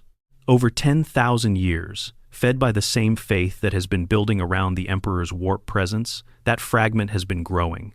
The lexiconum refers to it as the Numen, the Chaos Child, the Star Child. It has been described as the human portion of the warp, the part of the Emperor that remembers why he started fighting in the first place, the compassion and love for humanity that could not survive undamaged in the being who was also required to be the anathema, the destroyer of corrupted sons, the cold strategic mind that saw weapons where his sons sought fathers. The recent narrative development that is most significant here is the reports of visions spreading across the Imperium's astropathic networks. Images of a golden infant with ancient eyes, interspersed with images of a radiant figure rising from a throne of light, have been spreading from segmentum solar outward, interpreted by many who receive them as the legend of the Star Child becoming real, as the gestating entity approaching the completion of whatever formation process it has been undergoing. Chaos forces, specifically Kor Pharon, of the Word-Bearers, who, as Lorgar's chosen disciple, understands more about the theological and psychic mechanics of the Emperor's nature than almost any other being currently active, are actively attempting to stop this awakening. The fact that chaos would work to prevent the Star Child's emergence is the strongest evidence that the emergence would be genuinely significant. Chaos does not bother suppressing wishful fantasies. Chaos suppresses things that actually threaten it. A Black Templar's initiate, during the battles at the Adelan Gate, received a vision that was described in the following terms in the lore: a burning throne, wreathed in chains, with 8 terrible shadows and their skeletal hands reaching out to crush a holy light, and golden eyes opening in the face of a child, filled with ancient knowledge. The symbolism there is not subtle. The 8 shadows are almost certainly the 8-pointed star of chaos, and the eyes opening in the child's face suggest not just the Star Child existing, but the Star Child becoming aware, the gestating entity reaching a stage of development where consciousness is present and active. If the Star Child reaches full formation, if the compassionate fragment of the Emperor's soul gestates to the point of being a functional warp entity, the result would be something new in the galaxy. not a chaos god, not born of corruption and negative emotion, but a being of order that could operate in the Imperium with something like the chaos god's capacity to act directly in the warp while remaining antithetical to their nature. The closest precedent is Yanid, the Eldar god of death and rebirth, slowly forming from the accumulated souls of the Eldar dead, but even that parallel is imperfect, because the Emperor is not Eldar, and humanity's psychic relationship to the warp is its own thing. There are those in the community who have pointed out that if the Star Child eventually reunites with the main aspect of the Emperor's warp presence, if the compassion returns to the cold rationalist through whatever mechanism, the warp might allow for such a reunion. What emerges might be the Emperor whole, the full consciousness restored in the warp, operating at a level that his physical existence on the Golden Throne can never permit. A warp deity of order, representing the full complexity of what he actually was, rather than either the compassionate fragment alone or the cold strategist alone, something that has genuinely never existed in the warp before. This is the outcome that Chaos fears most deeply.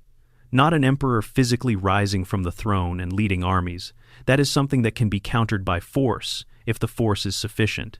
A warp deity of order, equivalent in power and nature to the chaos gods, but fundamentally opposed to everything they are, cannot be countered in the same way. You cannot kill a god. You can only oppose one god with another. Section 11. The war that would follow.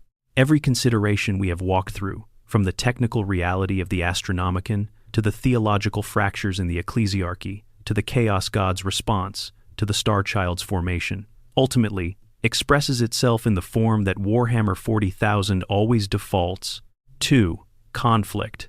The galaxy of this setting has only one gear when it comes to resolving significant changes in the balance of power, and that gear is war. So let us think about the wars that would follow, and what they would look like across the various factions of the setting.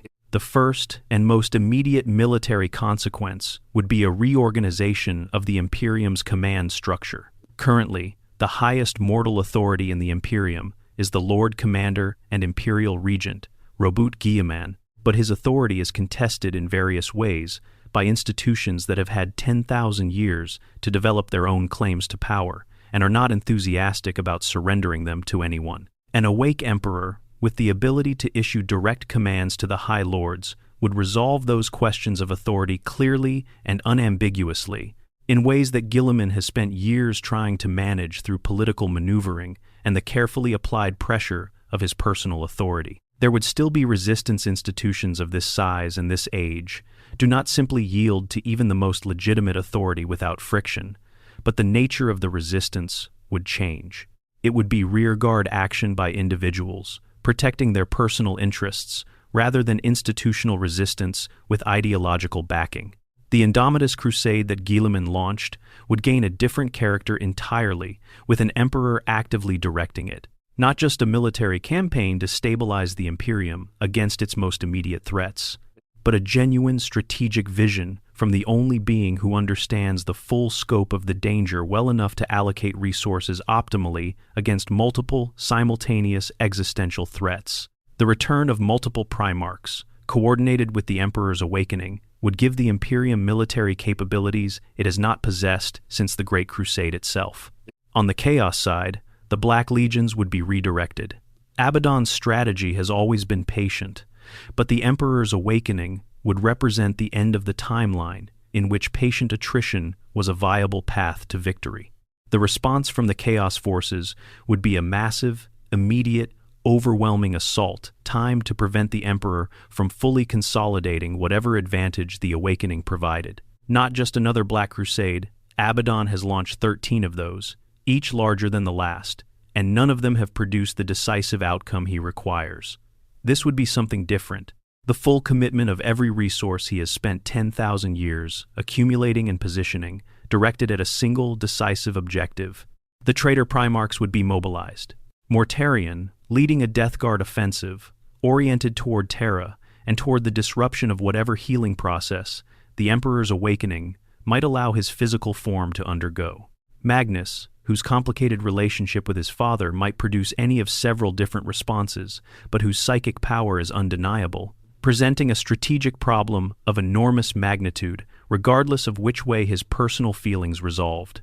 Angron, resurrected in daemon form, the avatar of Khorne's most beloved murderous rage, turned toward the greatest possible target. These beings, each individually capable of affecting the outcome of entire wars, would be the instruments through which the Chaos Gods worked their response. The Space Marine chapters would respond to an awakened Emperor with something approaching religious ecstasy that would need to be carefully directed if it was not to become as much a liability as an asset. The chapters that have developed the most independence from central authority over 10,000 years, the Space Wolves, the Black Templars, chapters that have their own strong traditions and their own relationship to the Emperor's memory, would find their independence suddenly tested by the presence of the actual Emperor rather than his legend. Most of them would meet that test by becoming more devoted than ever, which is extremely useful in a war. Some of them would find that the Emperor's actual views about how the Imperium should be organized created friction with the traditions they had developed in his absence. The Grey Knights, whose entire identity and capability are bound to the Emperor's psychic power in a way that even other Space Marine chapters are not, would be transformed overnight.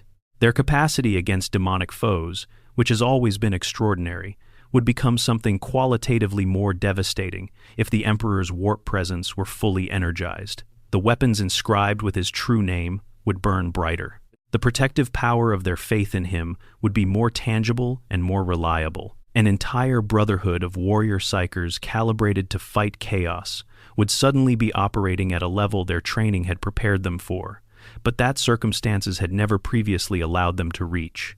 The Adepta Sororitas would find their miraculous capacities intensified in ways that would give them a battlefield role unlike anything in their long history.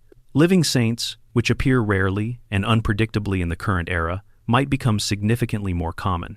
The faith-driven battlefield miracles that distinguish the sisters from other Imperial forces would become more powerful and more reliable. An Emperor awake and actively directing his psychic presence toward the defense of his faithful would be felt most immediately and most dramatically by the warriors who have built their entire combat doctrine around the power of that faith. For the non-Imperial factions, the considerations vary enormously. The Necrons, whose primary strategic concern is the threat of chaos to the stability of the material universe, would see an Emperor with more capacity to push back against demonic incursions as broadly positive. Individual Necron dynasties would vary. The expansionist ones would see a more powerful Imperium as an obstacle to their territorial ambitions, while those with more immediate concerns about chaos would potentially see opportunity in a limited alignment of interests. The Eldar, particularly the craft world Eldari, whose Farseers have been watching human psychic development with the concerned attention of a people who know exactly what happens when a psychic civilization gets it wrong, would see in the Emperor's awakening either vindication or the beginning of the exact catastrophe they feared, depending on the form the awakening took and what it suggested about humanity's psychic trajectory. And the Tyranids would not respond to the Emperor's awakening strategically, because the hive mind does not engage in the kind of ideological or political calculation that makes strategic response meaningful. The tide continues its advance. It always does. The other sons, loyal Primarchs, yet to return.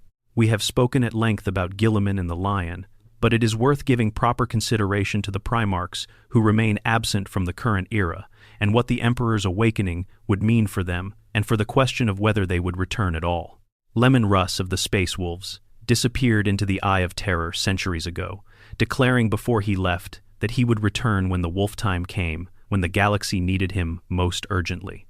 Every Space Wolf since has believed that the wolf time has not yet arrived, or they would have heard the howl of their Primarch echoing across the void.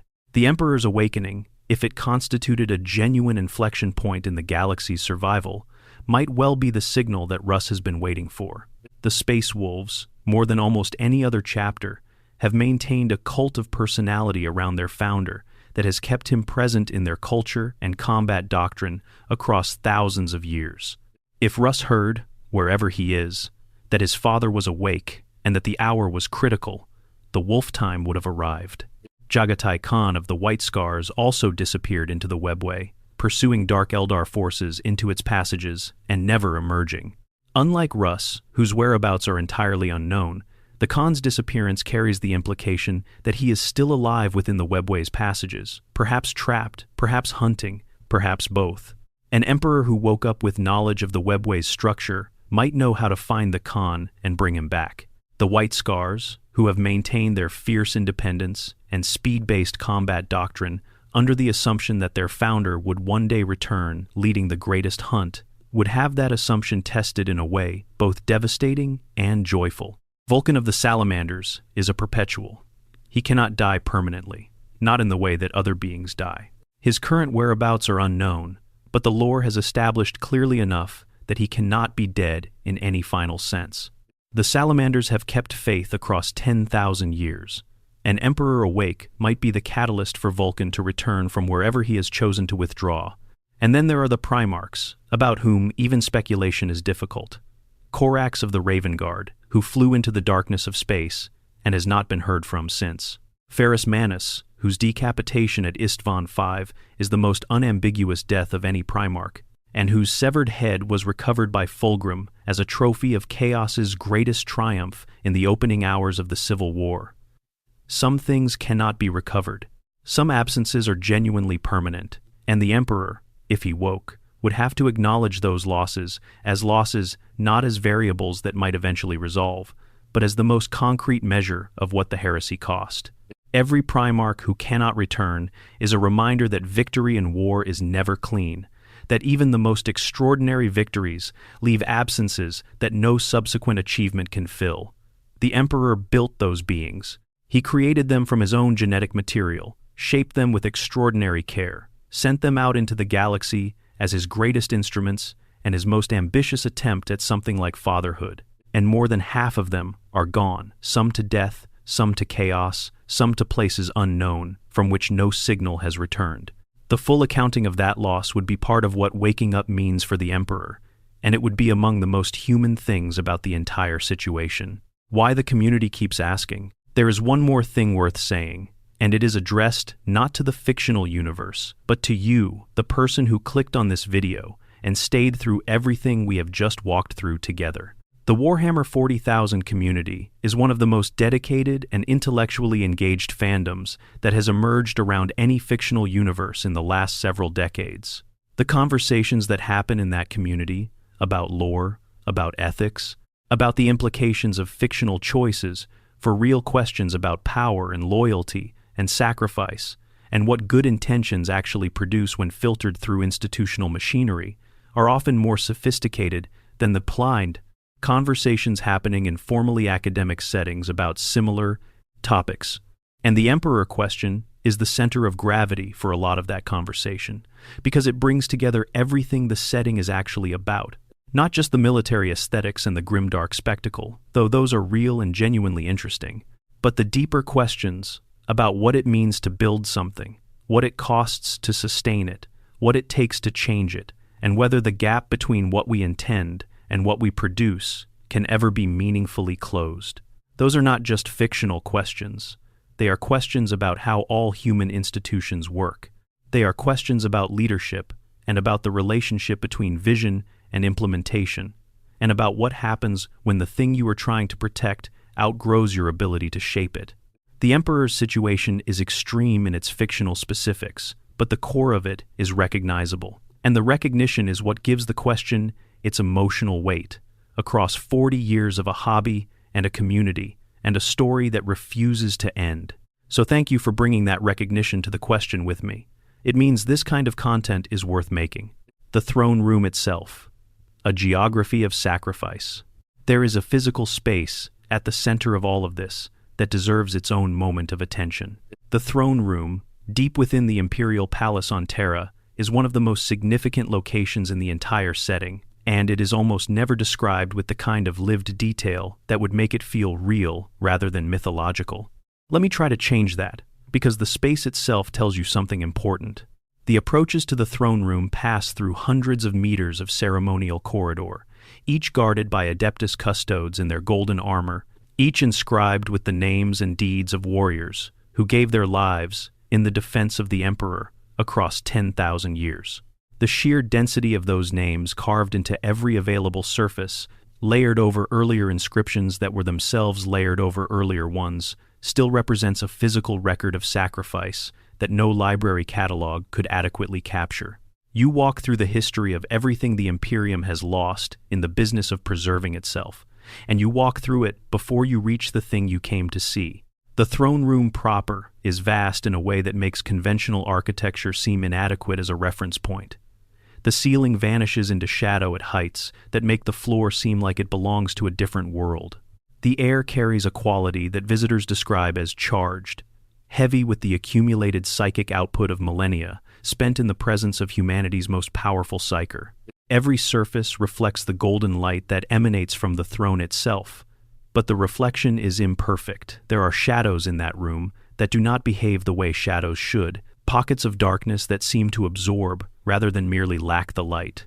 And at the center of it all, the golden throne. It is not simply a chair.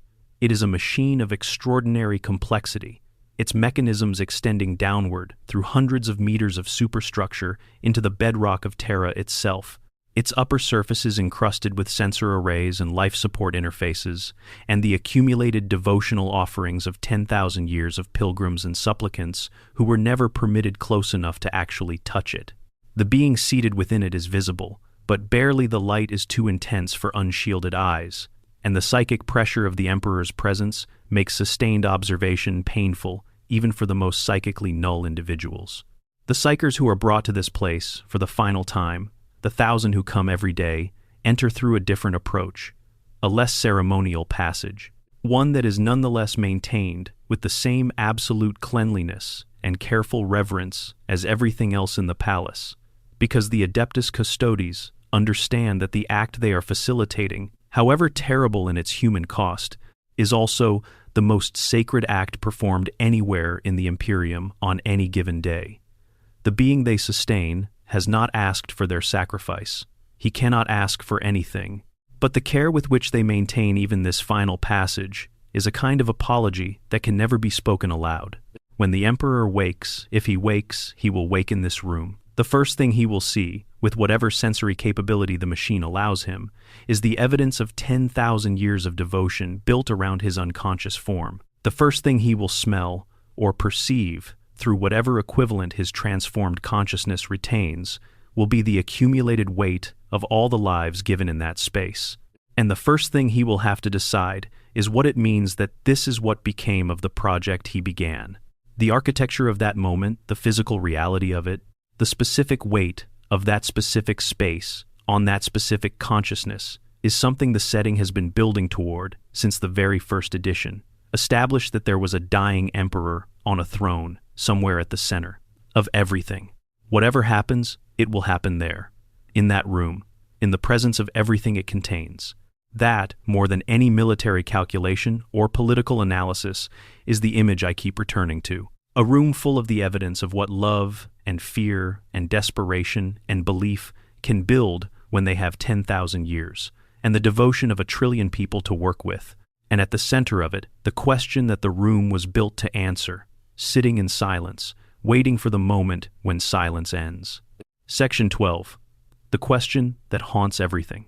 We have come a long way together through this question, from the technical reality of the Golden Throne and the mechanics of the Astronomicon, through the faith crisis and the Primarchs' complicated family dynamics, through the Chaos God's response and the military consequences, through the Star Child and what warp apotheosis might actually mean in practice. We have tried to treat each angle with the seriousness it deserves, to resist the temptation to reduce a question of this complexity to a simple answer. And I want to end not with a conclusion, because this question genuinely does not have a conclusion in the lore, and probably should not have one here either, but with something that I think is worth sitting with. Why does this question matter so much to so many people? There are settings with rich lore, extensive fiction, and devoted communities that do not produce this kind of sustained, passionate engagement with questions about what happens to a central figure. Most fictional universes have their mystery boxes, their unresolved threads, their questions that the creators deliberately leave open. But few of them carry the emotional weight that the Emperor's silence carries for the Warhammer 40,000 community. I think it is because the Emperor's situation is a story about something real, something that resonates beyond the specifics of fictional world building. It is a story about the gap between what is intended and what is achieved, between the vision and the institution, between the person and the legend that replaces them. The Emperor designed the imperial truth and built an empire dedicated to rational secular humanism, and what emerged was the most extreme religious dystopia in fictional history. He tried to free humanity from the predation of supernatural forces, and the method he chose required him to become the anchor for a supernatural system he spent his entire life opposing. He created beings of extraordinary capability and complexity to serve as generals and administrators, and the relationship he had with them was shaped as much by his inability to treat them as fully autonomous people as by his genuine care for them as individuals. These are human failures, recognizable failures, the kinds of failures that appear whenever someone of extraordinary vision and genuine good intentions builds something that then grows beyond their ability to control. The Emperor is not a villain, but he is not simply a hero either. He is something more complicated, a being of extraordinary capability who tried to build something genuinely good and whose methods, personality, and the sheer impossibility of his task combined to produce results that he would find horrifying if he could see them clearly. And the question of what he would do if he woke up is, at its heart, the question of whether redemption is possible. Not for the Imperium as an institution. The Imperium is too vast and too complex for any simple narrative of redemption, but for him.